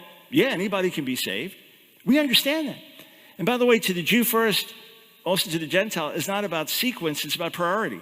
That's why wherever Paul went, he first went to the Jewish people. It's their message. When they rejected, he went to the Gentiles. It's not about historical sequence. It's about priority. Just like Paul says in the future, Romans 2, Jews will be judged first and Jews will be blessed first. It's just a priority of how things are done. But look at this. Because of their transgression, salvation has come to the Gentiles to make them envious. If their transgressions means riches for the world and their loss means riches for the Gentiles, how much greater riches will their fullness bring? He's not just saying, yeah, individual Jews can be saved. That's not his point. We understand that. He's saying something dramatic is going to happen in the future when Israel turns. And that's why I quoted these other church leaders to say so many Jesus-centered people, mission-centered people, people who went around the world preaching the gospel, what carried them also was this confidence. God's going to keep his promises to Israel. As I said last night, it's about the integrity of God. It's about the faithfulness of God. I'm talking to you Gentiles, in as much as I'm the apostle to the Gentiles. I take pride in my ministry in the hope that I may somehow arouse my own people, envy, and save some of them. 4, what's his point? Because Israel being saved is a great consequence. For if their rejection brought reconciliation to the world, what will their acceptance be but life from the dead? We know that Jesus is going to be welcomed back by a Jewish Jerusalem. And what happens when he returns? The resurrection of the dead. When Israel welcomes him back, the final climactic act, the gospel going to the whole world. It's both and. It's not either or. It's not Great Commission or salvation of Israel. It's a glorious climax by our amazing God. What happens? This national turning, Messiah returns, the resurrection of the dead. That's why in Isaiah 25, when it talks about the feast that God's going to bring on this earth, death is going to be finally abolished when the Messianic kingdom comes. And how is it ushered in? Israel being saved. We go back to verse 25. I do not want you to be ignorant of this mystery. As I said, what's the mystery? Otherwise, you'll be arrogant if you think the hardness is over for all time. If you think it's just a remnant, we're at it in, but we're now the mature. We are basically the new, we have taken over. We are the new Israel. That is the arrogance. And let me just say this. Steve mentioned that John the Baptist said God could turn these stones, make them into children of Abraham. I understand it's just hyperbole. He wasn't actually talking about making stones into humans, and to say that ethnicity doesn't matter, or that he's making a point. You cannot boast in your ethnicity. God could raise up anybody and take your place. That's the point that he's making. But I want to underscore something that I think is really important. The term all Israel is what you call a terminus technicus. It's used in a technical way. That's why Steve cannot find a single time where that term itself is used in a diachronic sense, meaning over history, from beginning to end, which Steve says that's what it's talking about, the remnant through all time, this long stretch. It's never used that way to talk about a group within Israel over a period of time. The term is used to speak of the nation as a whole, or all the tribes at a period of time, at one period of time. Just search for yourself. It's not that hard these days, especially with AI. Use several different bots and have them cross-check, because AI makes up information all the time. I challenged AI on something the other day, and there's an audio. He said, dude, I wouldn't make things up. I said, you just made it up. He goes, oh, my bad. My bad. Thanks for calling me on it. But check, and you'll see what I'm saying is not being manufactured. It's the same with I mentioned the Greek construction in verse 25, followed by a particular Greek verbal form. It's speaking of something final and future. The end of the hardening that's been on the nation and the turning of the nation. Dig in, research these things. You have many promises. Paul is aware of the promises of all Israel being saved in the Old Testament. He's aware of the new covenant in Jeremiah 31, verses 31 to 34. That it's with the house of Israel and the house of Judah. And how does it culminate? They will all know me. From the least to the greatest. This is not what you talk about a remnant. They will all know me. He was fully aware of Isaiah, the 60th chapter, and all your people will be righteous. He was fully aware of these glorious promises. And because of that, he knew it has to happen. He's not coming up with something new. He's explaining what has been a mystery, that hardening in part has come. It's not over the whole nation, and it's not for all time. I do want to reflect on something, and it's so important that we're just brutally honest with each other. I was really surprised when Steve mentioned a point that seemed completely irrelevant last night, that there seemed to be some extremely horrifically derogatory references about Jesus in the Talmud. Now, of course, if you read the Talmud, if you learn it, it takes many lifetimes to really learn it, unless you spend maybe 18 hours a day studying it. Seriously, not exaggerating. And even then, you don't understand a lot of it. And it's filled with opinions of all different kinds. But you could literally be engaged in serious Talmud study for years and years and years and not find a single reference to Jesus. It's just not the subject there. But we were told last night that Judaism is a more antichrist religion than Islam, and then the negative quotes from the Talmud. And you may see some YouTuber and they're saying, hey, look, in Israel, they're Orthodox Jews, they spit at Christians, look at this horrible religion. Well, hang on. Islam is slaughtering Christians around the world today. Islam is beheading Christians around the world today. Islam is massacring Christians in Nigeria today. The safest place in the Middle East for a Christian to live is Israel. By far. By far. And you can preach and you can proselytize. That's a fact. Yes, you have some ultra-Orthodox Jews that have these horrifically hostile attitudes and will spit when they see Christians come by with a cross. What does the cross mean to them? The cross means the Holocaust to them. The cross means the Crusades and Inquisitions to them. In 1523, Martin Luther, grieved over how the Catholic Church had treated the Jews, wrote a little treatise that Jesus Christ was born a Jew, and was very gracious. It was very humble. And it stated that Luther said, if I had been a Jew and seen the way these coarse blockheads run the church, I'd rather be a pig than a Christian. Maybe we can gently reach out with the hope that he would see many Jews come to faith. Well, 20 years later, that was not the case. He also had all these paranoias that Jews were trying to poison or hurt him. He was mistakenly told that Jews cursed Christians 3 times a day in the synagogues. He was showed some literature that Jews had been compiling in different circles over the centuries, really hostile, mocking, blasphemous towards Jesus and Mary and so on. A direct result of persecutions, a direct result of things like the Crusader armies in 1099 when they conquered Jerusalem. Jews are herded together in the great synagogue in Jerusalem, burned alive. And according to one contemporary report, that the Crusader armies marched around the synagogue with Jews burning alive, carrying their crosses and singing, Christ, we adore thee. That's what Jewish people know a lot about Jesus. They don't know who the real Jesus is, which is why it's so critically important that we tell them, especially religious Jews. 1543, Luther has a change of heart, and he writes the book concerning the Jews and their lives. For many years, the only place you could find it was a neo-Nazi catalog. Now it is widely distributed. There's even an evangelical Christian who republished it with great enthusiasm a few years ago. And Luther gave counsel to the German princes how to deal with this insufferable burden, devilish burden, the Jews. Set their synagogues and places of business on fire. Destroy their homes, herd them together in ghettos like gypsies. Forbid their rabbis to teach under penalty of death. Deprive them of good jobs, restrict their travel, passport privileges, etc. Well, most of Luther's contemporaries rejected that writing, thankfully. And Lutherans in subsequent generations either ignored it or used his 1523 document, his gracious one, honoring the Jewish people, or some actually repudiated it.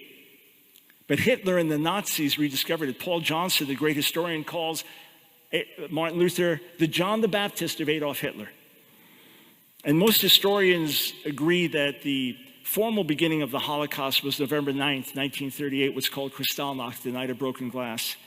And what did the Nazis do? They set the synagogues on fire.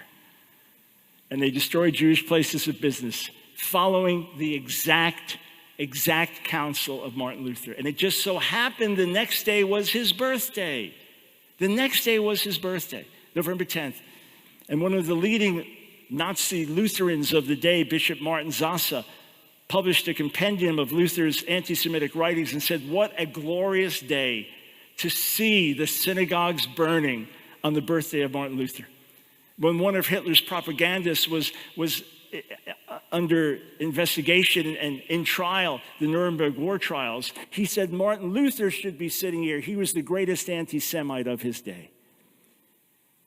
And right to this day, I'm watching it in front of my eyes as I see this militant spirit now on the right attacking, quote, Christian Zionism as this ugly heresy. And Israel is the great monster on the earth. And whole books written saying, yes, using the term replacement theology. Replacement theology is the orthodox teaching of the church. Using that very term and celebrating it and saying that Christian Zionism is a poison and a heresy. I'm watching things unfold in front of my eyes. History once again. And it goes back to this warning. You say, what's this got to do with Romans 11? Everything. It's what Paul warned about. The ignorance that leads to arrogance. What is the ignorance? The ignorance is that God is finished with Israel. The ignorance is that God is not going to turn the hearts of the Jewish people at the end. The ignorance that leads to the arrogance that says we are the new Israel and God is finished with them. So I am passionate about these things, above all for the honor and glory of Jesus' name, for the health of his body, and for the salvation of my Jewish people. So it's not an emotional appeal, it's a truth appeal filled with pathos, just like Paul had in Romans, the 9th chapter. Please, those of you who've differed with this interpretation or just seen it as dispensational, revisit it.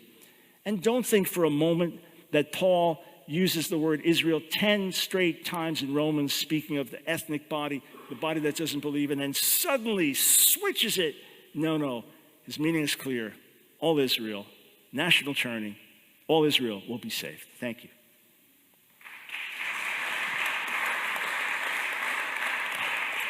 Thank you, Dr. Brown. And so we are about to transition as things are obviously starting to kind of warm up as we've had the opening arguments, as we've started to hear rebuttals. We're about to transition into our cross-examination, but we're going to reset the stage ever so briefly.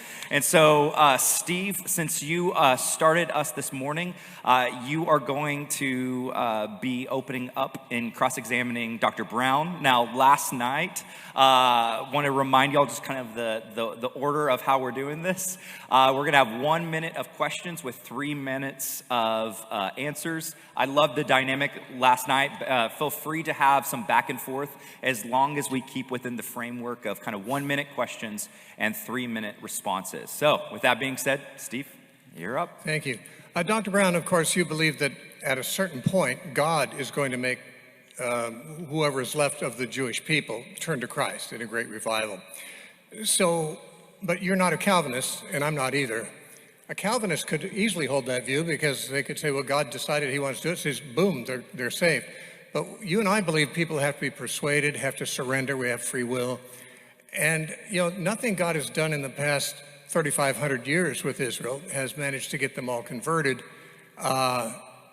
which makes it seem like maybe he can't just unilaterally do that. Maybe he has to wait for them to repent too.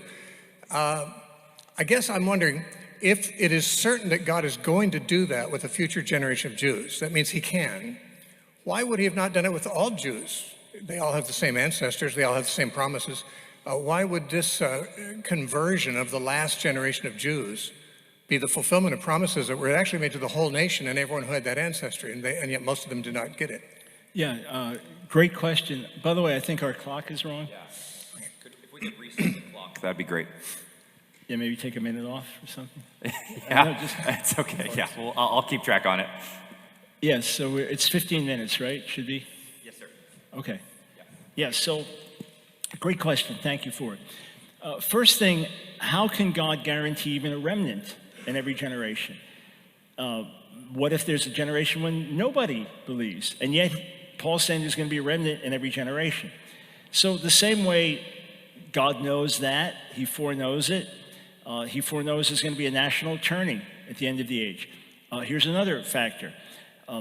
We know that there's a massive increase in terms of Gentiles coming to faith around the world. I mean, we just know that factually in terms of what's happening. We rejoice in that. Yet Paul speaks of fullness of the Gentiles. So how does he know that's going to happen? So this is, to me, God's foreknowledge. Now, I don't know, again, with the end of the ages, how many people will be on the planet, if it's going to be massively bigger, if there are going to be judgments that burn it down.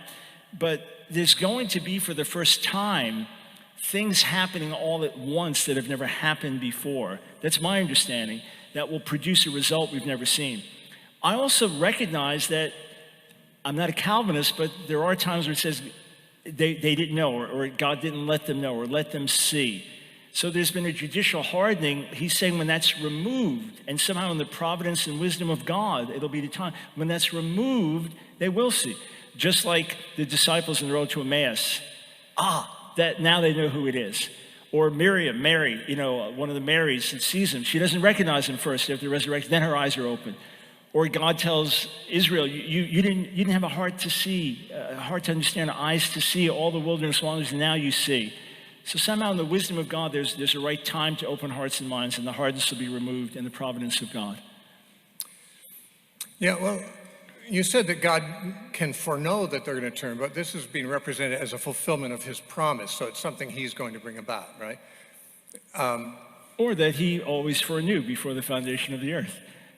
All right, so he promised. Okay, but you see, if he saves the last generation of Jews and the last 50 generations he did not save, then they're just the remnant of the whole nation. Because, I mean, if every Jew turns to Christ, then they become part of the remnant. Everyone who turns to Christ is part of that remnant. So then he still only saves the remnant. And you just think it's going to be all the Jews of one generation are going to be joining that remnant. But that's still, even if all Jews living it today, 15 million or something like that, if they all converted, that's still only a small remnant of the whole nation throughout history. So God still only saves a remnant and only the ones who return to him. And so that's how you see it? So there you have it. Okay. That's in other words, you can still hold to remnant theology and believe what the scripture says, that there'll be a national turning at the end of the age. So that's the key thing. There will be a national turning at the end of the age. That's explicit in scripture and many Old Testament promises, the same thing. Yes, in terms of overall history, it's a grievous reality, or even human history. It's only a remnant of those on the earth, of all the earth that are saved. But in terms of the promise, that's the key thing. What is the promise? That there's going to be a national turning, that those who are now hardened will not be hardened. That's the key thing. Yes, in terms of overall Jewish history, it'll represent a remnant. I mean, unless the Jews become like 2 billion people in the next few decades, centuries, which I don't expect. Yeah, but the point is still the point. So you can now embrace that historic view, in my view, of all Israel and still have your remnant. Yes, I could if the Bible said it. But here's the thing. You said that it's explicit in the Old Testament that in the end of the age, there will be mass turning of God by the Jews. Can you give me, let's say, 1 or 2 passages in the Old Testament that mention the end of the age and a mass turning of the Jews? Yeah, so on the one hand, you have in Isaiah 11, which we'll see maybe this afternoon if we get into it, you look at metaphorically is already happening. But the wolf lying down with the lamb, all of that, the earth being filled with the knowledge of the glory of the Lord, and Israel in the center of that, and all nations streaming to Israel, to Jerusalem, the God of Jacob, Isaiah, the 2nd chapter. Those are, for me and many others, clear end-time passages that do speak of the whole nation worshiping God. The future, the new covenant, house of Israel, house of Judah being made, well, it's going to be at some final point when that covenant's realized. It doesn't say end of days there. It says end of days in other passages, that they'll all know me from the least to the greatest. And then when I look at all the promises that have not yet come to pass, or like in Isaiah 60, arise, shine, your lights come, the glory of the Lord rises upon you. See, darkness covers the earth, thick darkness is over the peoples, but the Lord rises on you. And then it speaks of things that haven't happened yet, of the whole world coming to rebuild Israel and bringing them back, foreigners rebuilding their walls. Though in anger I struck you, in favor I'll have compassion. This clearly does not find its fulfillment in the return from the Babylonian exile. The nation or kingdom that will not serve you will perish. It'll be utterly ruined. And it's in that context that God says, then all your people, your sun will never set again. Your moon will wane no more. This has not happened yet. So these are clear end-time prophecies. Okay, so you're taking those as literal, the sun won't set anymore and so forth. Okay. Yeah, I don't take those literally, of course, and we'll talk about that in our next debate. But from my perspective, it's that I understand those things are real prophecies that haven't happened yet, and therefore end time. Right. Yes, sir. Right. So you say they're of the end times, and I guess I'd wonder, how do we know it's end times if it doesn't say that it's end times? That's a paradigm. And doesn't this reflect what I was saying last night? Everything is clear if we hold a paradigm that makes it clear to that paradigm. But if someone holds a different paradigm, the same material is clearly saying something else. For example, I said last night that I believe the New Testament writers quoted many of the passages you're referring to, or quoted from them, and certainly alluded to many of them, and applied them to their own day. And therefore, my position would be, well, I don't think they're talking about what we call the end times. It's true, Peter, all of the disciples said they were living in the last days. I mean, Peter said that in Acts chapter 2. Paul said it in 1 Corinthians 10. Peter said it in 1 Peter 1. I mean, Hebrews says it in Hebrews 1. All of the writers said, and James said it, you've heaped up treasures in the end time, the last days. So I guess we'd have to decide what are the last days, but I don't think they refer to the end of time. I think they refer to times that began when Jesus and the disciples were here. But another thing, we've come back a couple times, so I haven't really, I guess, made my point about Romans 11, verses 12 and 15. You quoted those as predicting there's going to be an end-time turning of the nation of Israel to God. I can't find any future tense verbs in either of those. Can you? I mean, you have your Greek text there. Are there any future tense verbs in those statements? Any predictions? So how much more will their full inclusion be? Will be is not in the Greek. Okay. Yeah. So the question is, where are the translators getting it from? Right. From their theology. They're getting it from their theology. Or grammar. In other words, if I'm speaking in Hebrew, right? And if I say, you are a man, I say ata ish, which is literally you man. But in Hebrew, the verb is understood, okay? It's a present tense verb, understood, that's there. So what's clear is it's not just a hypothetical he's talking about. It's not talking about past. It's nothing that's happened yet. So the question you have to ask, because we had dialogued before and I asked you what's your level of proficiency in Hebrew and Greek, and you said you know how to use the lexicons. Obviously, you're a serious student of the word. Obviously, you love the word. You're a serious student of the word. I get that. But you're not a serious linguistic scholar, so you have to depend on the work of others, which we all do on some level. Okay, these translators are not just making things up out of the blue. It's not that they all have a paradigm, because plenty of the translators agree with your position, but they still translate the way they do. So it is fully understood in these verses that it's speaking of a hypothetical of what could be, and Paul's not just raising it like, wouldn't that be amazing? You're talking to a multitude of people with cancer and say, just think if there's a cure for cancer. Okay, that doesn't help me unless there is one or there's going to be one. So it's clearly not what you say that, yeah, any Jew can be saved. We know that. That's a given. It's in the context I believe of... it could be. See, since there's no verb there, some verb has to be supplied. Most translators supply will be. I would say if he said would be, that could be supplied too. It'd make a different meaning, but it wouldn't be the same meaning the translators want it to mean or that you want it to mean. Even if he said would be. Yeah. I don't have a problem with that. But it's not, the reason he's saying it is he's making a point. He's trying to get them to see the importance of it. Wouldn't it be amazing if all of us were richer than Elon Musk and could help the poor around the world? Wouldn't that be amazing? Yeah, but it's utterly meaningless. The whole argument is building it's from there, it's now building to where he's going in 26 and 27 of all Israel being saved. Well, see, this is the point. The paradigm dictates the exegesis for all of us. We have to say, what is Paul's paradigm here? And we find which paradigm is best supported by the actual verses. But until we do, we read them through the paradigm we have. Here's the verse, 15. I just want to say, he said, for if their being cast away is the reconciling of the world, what would their acceptance be but life from the dead? Now, I put in would be instead of will be, which is possible. In others say, what would it be like if they all came to Christ? If them denying Christ has brought such blessing to the world, what would it be like if they all came to Christ? But it's never going to happen. Paul knows it's only going to be in a remnant. It's completely irrelevant. It's hypothetical. It's nonsense. It's hypothetical. Wouldn't it be amazing if Santa Claus was real? Wow. Yeah. But exactly. It's that silly. That's not what he's saying. Well, but it's not possible for Santa Claus to be real. It is possible for the Jews to turn to Christ. He's saying, what would it be like if they did? See? And what he's saying is it's going to be just what the Old Testament says. It's going to be life from the dead. It's going to be the abolition of death. It's going to be the kingdom of God on the earth. It's going to be greater riches than we've seen. The Old Testament says it's going to happen. Paul knows it says it's going to happen. And he's saying, just think of the importance of this. And you do understand, it's one thing to say, hey, we go by the scripture, we're not influenced by commentaries.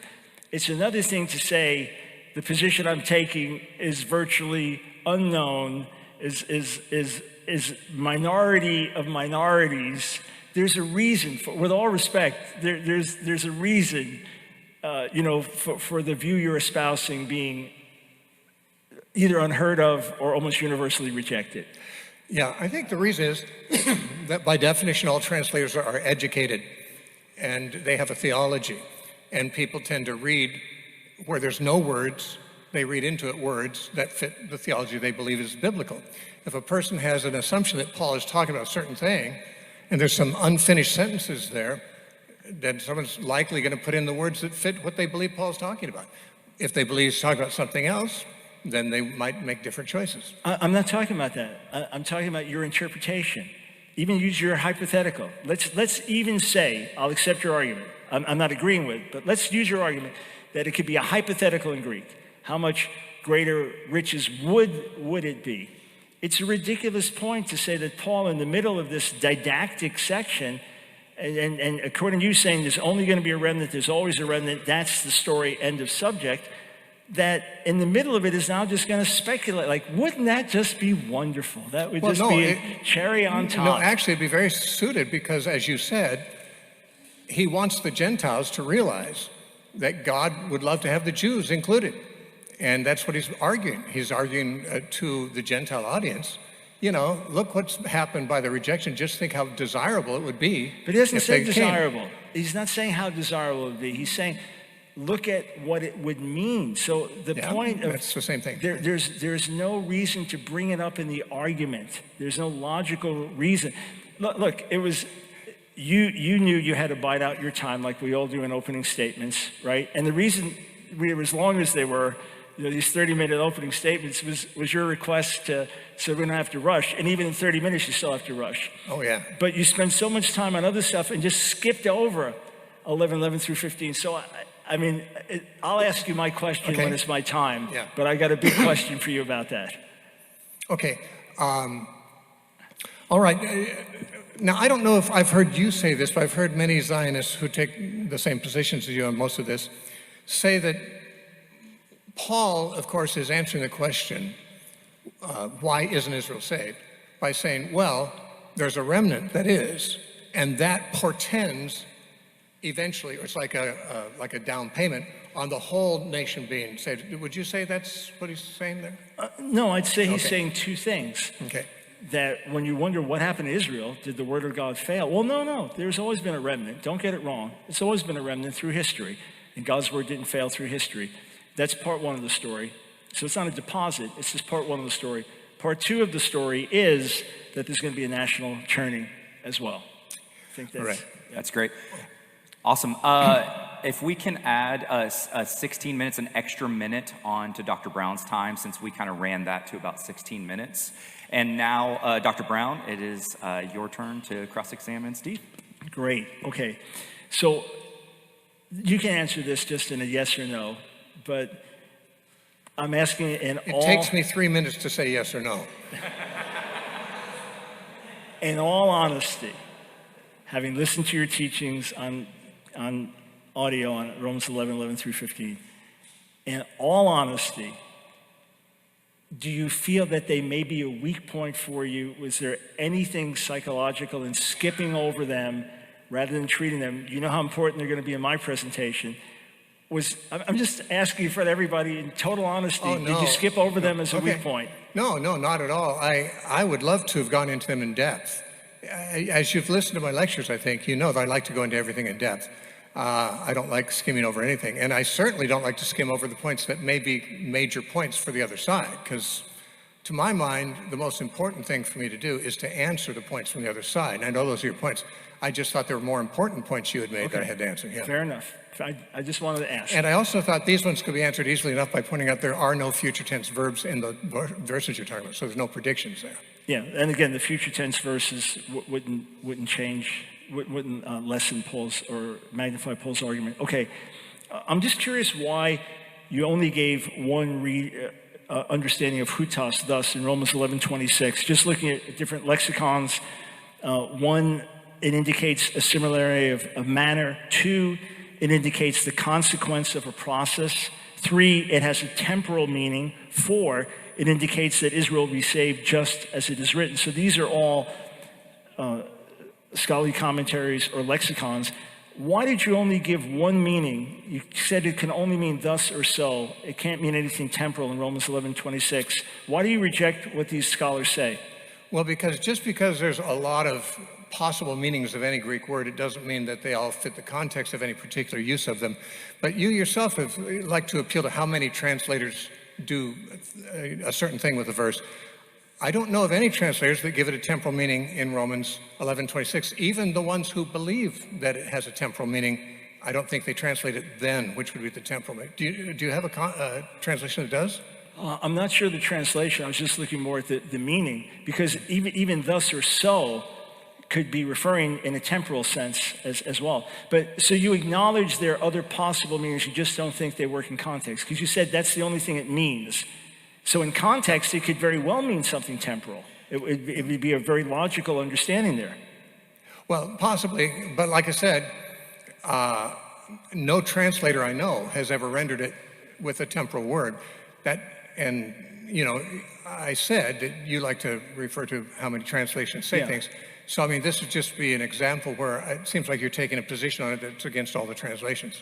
Yeah, I'll check on the translation. I was just looking at the Greek there. Interesting, the NET, which has extensive translation notes, said it is not clear whether the phrase kai hutos, and so, is to be understood in a modal sense, and in this way, or in a temporal sense, and in the end. So in other words, and so, it can easily have a temporal meaning, by the way.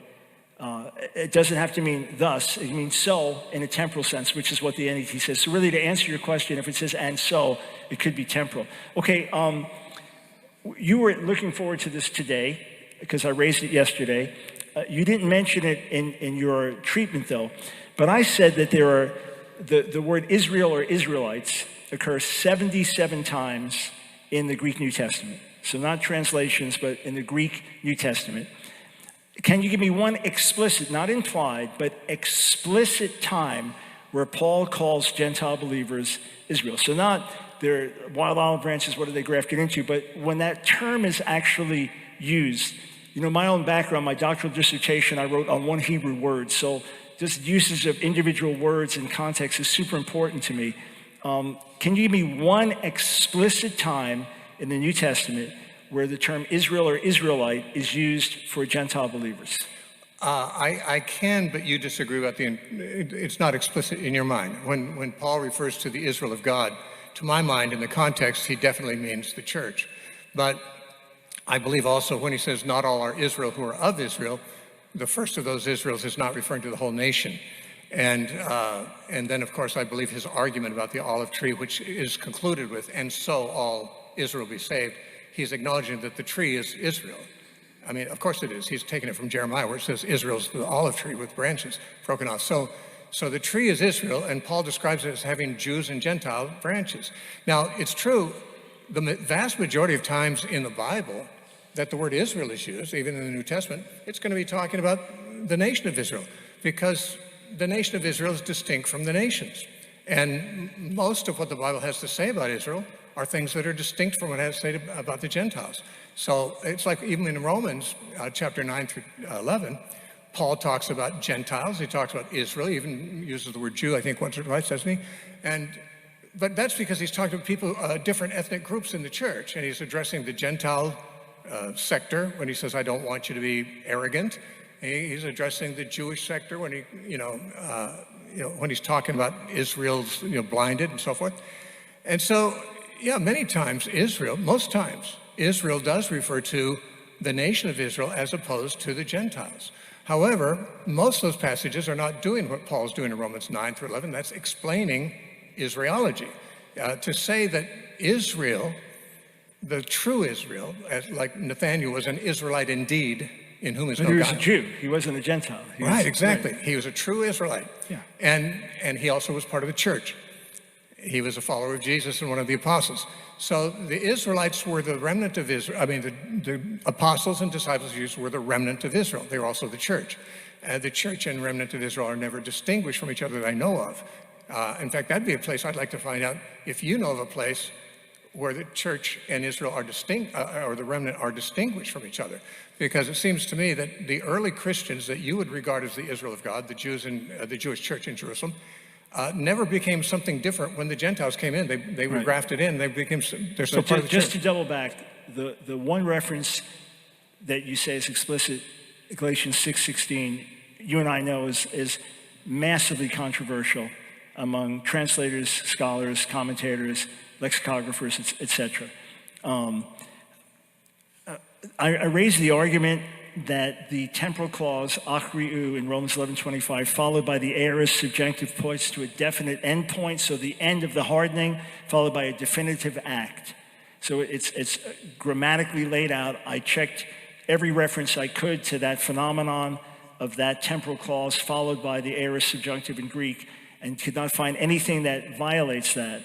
So how do you respond to that? In other words, the argument is it's not just a remnant in every generation until it finally accumulates, but a final end of the hardness followed by the act of the saving of the entire nation. How do you? Okay, the word "until" is used many times in Scripture to speak of things that are not limiting. But just to be clear, it's that followed by the aorist subjunctive verb. Yeah, well, I'm not going to argue the Greek grammar because I'm not deep into Greek grammar. Okay. All I know is that the word "until" many times speaks of something that continues until a certain point, but it still continues afterwards. That's when Jesus said, "Lo, I'm with you always, even until the end of the world." Yeah, I think he's also after the end of the age, he's going to be with us too. But the end of the age will not come, and at any time before that, I won't be with you. You'll have me along. But he'll still be along afterwards. It says in Genesis that the flood receded until the water went down. I'm talking about a very specific Greek construction. Fair enough if you haven't looked into it or something like that. Fair enough. I'm not talking about until the various potential meanings of until throughout the Bible, which I'm fully aware you've addressed and looked at. Well, let me just say this. When I debate Dr. White, he always brings up the nuances of an arcane grammar of the Greek. And I get the impression he doesn't think we have any good translations in English. You know, the Greek is so difficult to understand that no English translator has ever been able to render it in a way that we can understand. I don't think that the Greek's technicalities are always as significant as Greek scholars like to pretend, because you can just talk about all kinds of tenses of Greek and sentence structures and not change the meaning of what Paul or anyone else is writing necessarily. Is it possible that this grammatical point is not just arcane and obscure, but is quite accurate? Can you say for sure that the point I'm making is not accurate? No, I can't say for sure, okay. But I would say that it doesn't fit Paul's argument. Okay. Look into it, though. You'll find it to be a very strong argument against your position. All right, so let's press in on 11, 28, and 29. Okay. Right? As far as the gospel is concerned, they, speaking of Jews who don't believe, we agree? Yes? Yes. They are enemies for your sake. But as far as election, they are beloved on account of the fathers. Do you agree that it's the same they in the verse? They are enemies, they are beloved? Well, first of all, there's no they in the Greek. What he says, as concerning the gospel, enemies for your sakes. As concerning the election, beloved. Why is there no they in the Greek? I don't know. It needs to be supplied, I suppose. But it's understood. Right. I have no problem with the they. I'm just saying you're asking if the they is the same in both cases. There's no they in either case. But the people being described, is it the same people in the first half of the verse and the second half? No, the ones who are the enemies. I do not. And the reason is because the election are mentioned. Now, the translation you read didn't translate the definite article, but Paul said, according to the election, they are beloved. Now, who are the election? Well, in the same chapter, verse 7, Paul said, Israel has not obtained what it sought, but the election have obtained it. Now, he's making a distinction between the unbelieving Israel and the election, who are the remnant. He uses the same expression, the election, in contrast with Israel. Who are enemies? Unbelieving Israel. But the election, which is a group he distinguished from the nation of Israel in verse 7, they are beloved. They're the ones who have obtained it. They're the ones who are beloved for the Father's sakes. Israel has not obtained it, and Israel are enemies for the gospel's sake. If you combine verse 7 and verse 28, are the two places that Paul speaks of the election. All right, so in the same verse, in the same sentence, the same subject suddenly switches in quite a dramatic way, just the way you're saying it. Well, the question is it a contrast? But then he goes on to say, his whole argument is it's because of the patriarchs, and to whom did God make the promise to the patriarchs? The nation as a whole. So he's using elect in one sense earlier in the chapter about the specific remnant that believes. No, the election is the term used. It's a term for the remnant. And no, it's not the term for the remnant. It is in verse 7. It's not the term for the remnant. It's speaking of the remnant that believes. Exactly. That's the elect. That's what I'm saying. It is a term he uses to refer to the remnant. Right, but as far as election is concerned, find the election in Greek, they're beloved. He's not saying that the saved are beloved.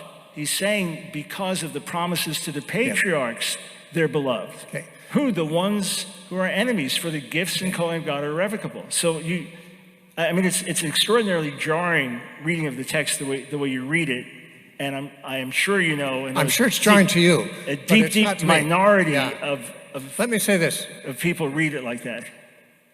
Romans 11:28 has no subjects in either clause. In the Greek, there's no subject. He says, concerning the gospel, enemies for your sake. Concerning the election, beloved for the Father's sakes. Now, so the nation as a whole is not beloved. What's that? The nation as a whole is not beloved. Only the remnant is beloved? It's not what he's saying. If he was saying that... I'm asking, is the nation as a whole not beloved? Well, all people are beloved. He's talking about specially beloved. He's talking about beloved. Where does he say specially? Huh? Where does it say specially? Well, it doesn't, but I think that's what you're saying. I think you're saying Israel's specially beloved. Don't think that God's cast them out and through with them. They're still loved because he made promises. Then he's saying nothing about Israel that he isn't saying about everybody else. God loves the whole world. God is love.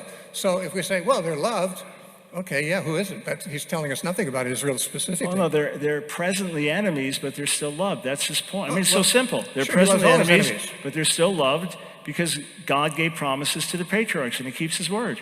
It doesn't mean they're saved. They're enemies right now, but they're still beloved. Because you might think, look, there are plenty of people that said God hates them, and God's through with them, and you could come to that conclusion. You said, no, not at all. God made promises to the patriarchs concerning the remnant. I mean, let's put it this way. God told Abraham that in his seed all the nations of the earth would be blessed. How many children did he have? 8. How many of his seed were included in that promise? Only 1. Now, what about the other guys? Aren't they his seed? Why aren't the nations blessed them? Because the promise is to the remnant. Isaac was the remnant of the first generation of Abraham's seed. Jacob was the remnant of the second. And then, of course, there were 12 sons, and the blessing came through Judah.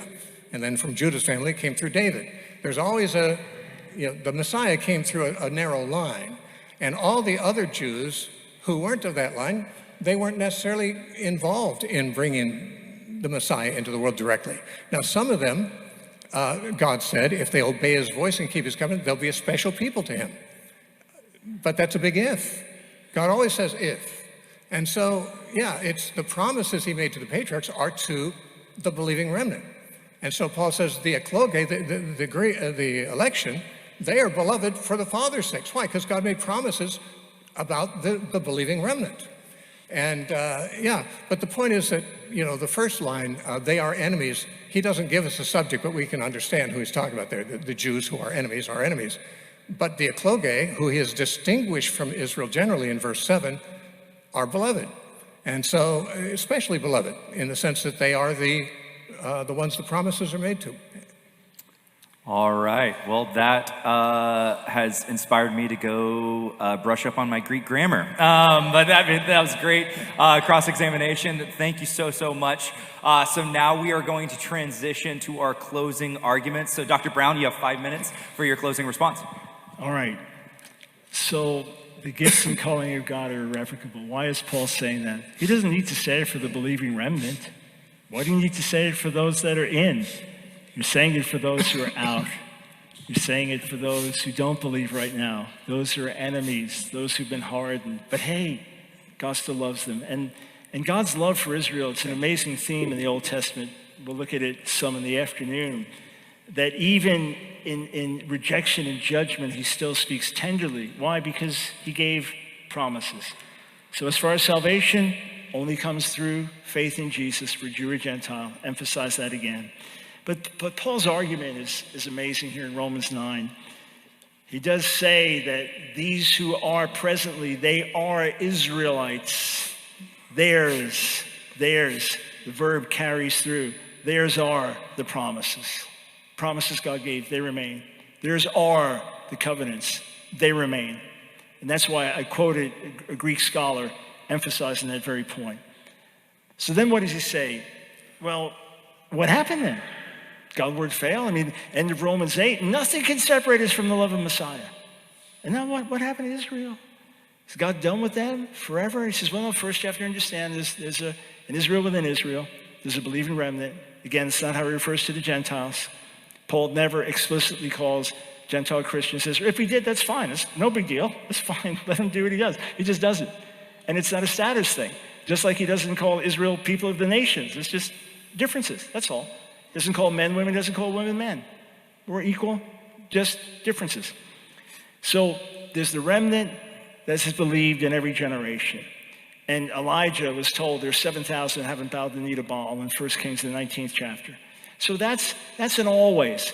So as Paul gets into this further and shows through history God's judgment and how only a remnant was saved, quoting from Isaiah 10 in a passage about judgment, not about final salvation, but about through the ages, a remnant saved. Isaiah the 6th chapter, the same thing, only a remnant's going to come back. A remnant comes back from Babylonian exile. So it's been a constant theme, but what about the nation as a whole? And it's the nation as the whole throughout the Old Testament. It has amazing promises, one after another, after another, after another, some of which we'll look at, and all of which emphasize one thing. Cranfield, in his great Romans commentary, says that Paul uses the verb to have mercy more times in Romans 11 than anywhere else. It's about mercy, mercy, mercy, mercy, mercy. Mercy on Gentiles that were outside of the people of God, that didn't belong, that were lost. And Jewish rejection opens the door to them. And now mercy on these Jews who don't believe, who'll turn and be saved. And again, I want to reemphasize that when Paul uses Israel or Israelite in Romans 9, after saying there's an Israel within Israel, chapter 9, verses 27 and 28. So one time, two times, 9, 30, and 31, a third time, 10, 19, a fourth time, 10, 21, a fifth time, 11, 1 through 3. Sixth time, a seventh time, 11:7, eighth time, 11:25, hardness come upon Israel, a ninth time. Of course, he's using it the same way when the 10th time he says, all Israel shall be saved. The Israel that is hardened is the Israel that will be saved. And this is the mystery. This is the point that he wants to make. Not that there's a remnant saved in every generation, and when you get to the final generation, you have the cumulative number of the remnants, and that's all Israel, using all Israel in a way that is never used throughout the entire Bible. No, not at all.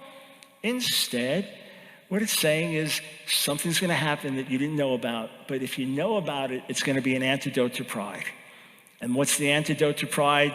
God's not finished with Israel. It has not been irretrievable loss. Again, the best grammar of 11:11, it's speaking of irretrievable loss, stumbling so as to fall so you can't get back up. Paul says, absolutely. I've said some really hard things about Israel being hardened and under judgment, even using the word forever. But hey, I want you to understand, there's going to be turning for the nation. And it's not just a hypothetical, wouldn't it be wonderful? Wouldn't it be amazing? Wouldn't it be cool if Israel turned back? He's saying it's going to happen. And it's going to mean massive riches for the whole world. It's going to mean life from the dead. The fullness of the Gentiles that we could be living in this, it could be many more years, but we're seeing this great harvest increasing. And on the heels of that, as a consequence, following, because of, you could use all the different ones. Israel provoked to jealousy. Israel turned into the Lord. All Israel saved. Why? Because God keeps his word. The theme I had on last night. It's about the faithfulness of God, and that should encourage every Christian. Thank you. Thank you, Dr. Brown. And then Steve, 5 minutes for your closing argument as well. Yeah, I'd be very delighted if what Dr. Brown believes about this is true, because no one would prefer to see all Jews saved more than I would, or all people for that matter. But I don't believe Paul talks about that. If he does, he's the only writer of the New Testament who mentions it, and I don't think he mentions it here. But if he does, this is the only place. Dr. Brown says that it is going to happen, and he's applying it to Romans 11:26 and 11:12 and 15. But really, he's basing that on his understanding of Old Testament passages, which he assumes Paul is taking the way that he does, which Paul might be. We'll be talking about that this afternoon. We're going to be talking about those Old Testament passages and see how the New Testament writers understood them. But I'm going to put a placeholder there and say, I would challenge that. I would challenge that the Old Testament predicts such a thing. And if it doesn't, then nowhere the New Testament does either, except maybe Romans 11:26, which I don't think Paul's flow of argument allows for that. The question, of course, is why has not Israel been saved if Jesus is the Messiah? Two possible answers. Dr. Brown's answer is, well, it's still going to happen someday. The Messiah came, but it's still delayed by 2,000 years. But a day to the Lord's like 1,000 years, 1,000 years like a day. So what's it matter? Just 50 generations of Jews who've died lost, I guess, is what matters. But apart from that, God can do it when he wants to do it. That's the futurist view of Romans 11. The view of Romans 11 that I take is based on Romans 9, 10, and 11. And in chapter 9, he says only a remnant are going to be saved. Not all who are of Israel are really Israel. And the promises are not to all the children of the flesh, but only to the children of the promise. Now, that's all, Paul says all those things in Romans 9. In chapter 10, he doesn't move the argument forward much. He talks about the Jews have rejected him and the Gentiles have received in many cases. But then he comes to Romans 11, and he says, has God cast off his people? No. The ones he foreknew, he has not.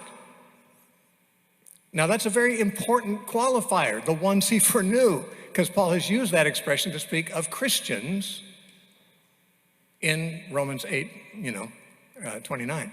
So, yeah, he has not cast off the remnant. He has not cast off the believing Jews. Has he cast off the unbelieving Jews? Well, almost all Zionists I know who are Christians say, yeah, well, but only temporarily, only for 50 generations or so.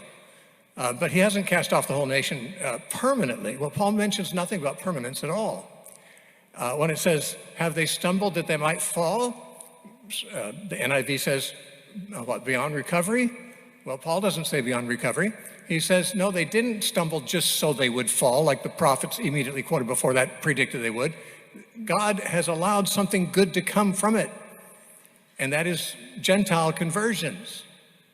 But then he goes to the olive tree. The olive tree is Israel. People are branches. The Jewish people are the natural branches. Some of them were broken off. They're not part of the tree anymore. They're not part of Israel anymore because of their unbelief in Christ. Gentiles have been grafted in because of their belief in Christ. So the tree consists of Jewish believers and Gentile believers. Another term we use for the church is we call that the body of Christ, and many other terms the Bible uses for us. But the thing is, that's what Israel is. That's what the tree is. Jews and Gentiles who are believing. His statements there, whatever paradigm you use, I'm not sure how that could be clearer. He's explained unbelieving Jews have been cut off of the tree. Believing Jews have not been cut off, so there's still believing Jews in Israel. And then Gentiles have been grafted in. Now, unless someone wants to say that olive tree is not Israel, then Paul has just identified Israel with the church. But, and so all Israel, the Jewish and the Gentile branches who believe, will be saved in this way. That's what I understand him to be saying. And so I don't see eschatology here. I don't see a future for Israel here. I think what he's saying is God has not failed. Dr. Brown says it's God's faithfulness that's at issue here. Is he going to fulfill his promises or not? Well, from Dr. Brown's view, it remains to be seen whether he will or not. From my view, Paul says, no, he has. He is faithful. He has fulfilled his promises, and he has fulfilled them to exactly the people he said he would fulfill them to, the faithful remnant. All right. Well, that concludes our second session. Now, as the participants reference the Old Testament quite throughout this debate, really tackling what did Paul mean, what is Paul referencing, I want you all to prepare to take a deep dive. So please come back and tune into our final session as our topic and thesis is Israel and the fulfillment of Old Testament prophecy, where we're going to focus on the Old Testament references to Israel specifically. This will be followed by audience question and response. I want to thank you all for being here and for tuning in. And I want to thank Steve and Dr. Brown. I want to thank you both for just your thoughtful engagement. Can we again honor the participants today for this amazing debate?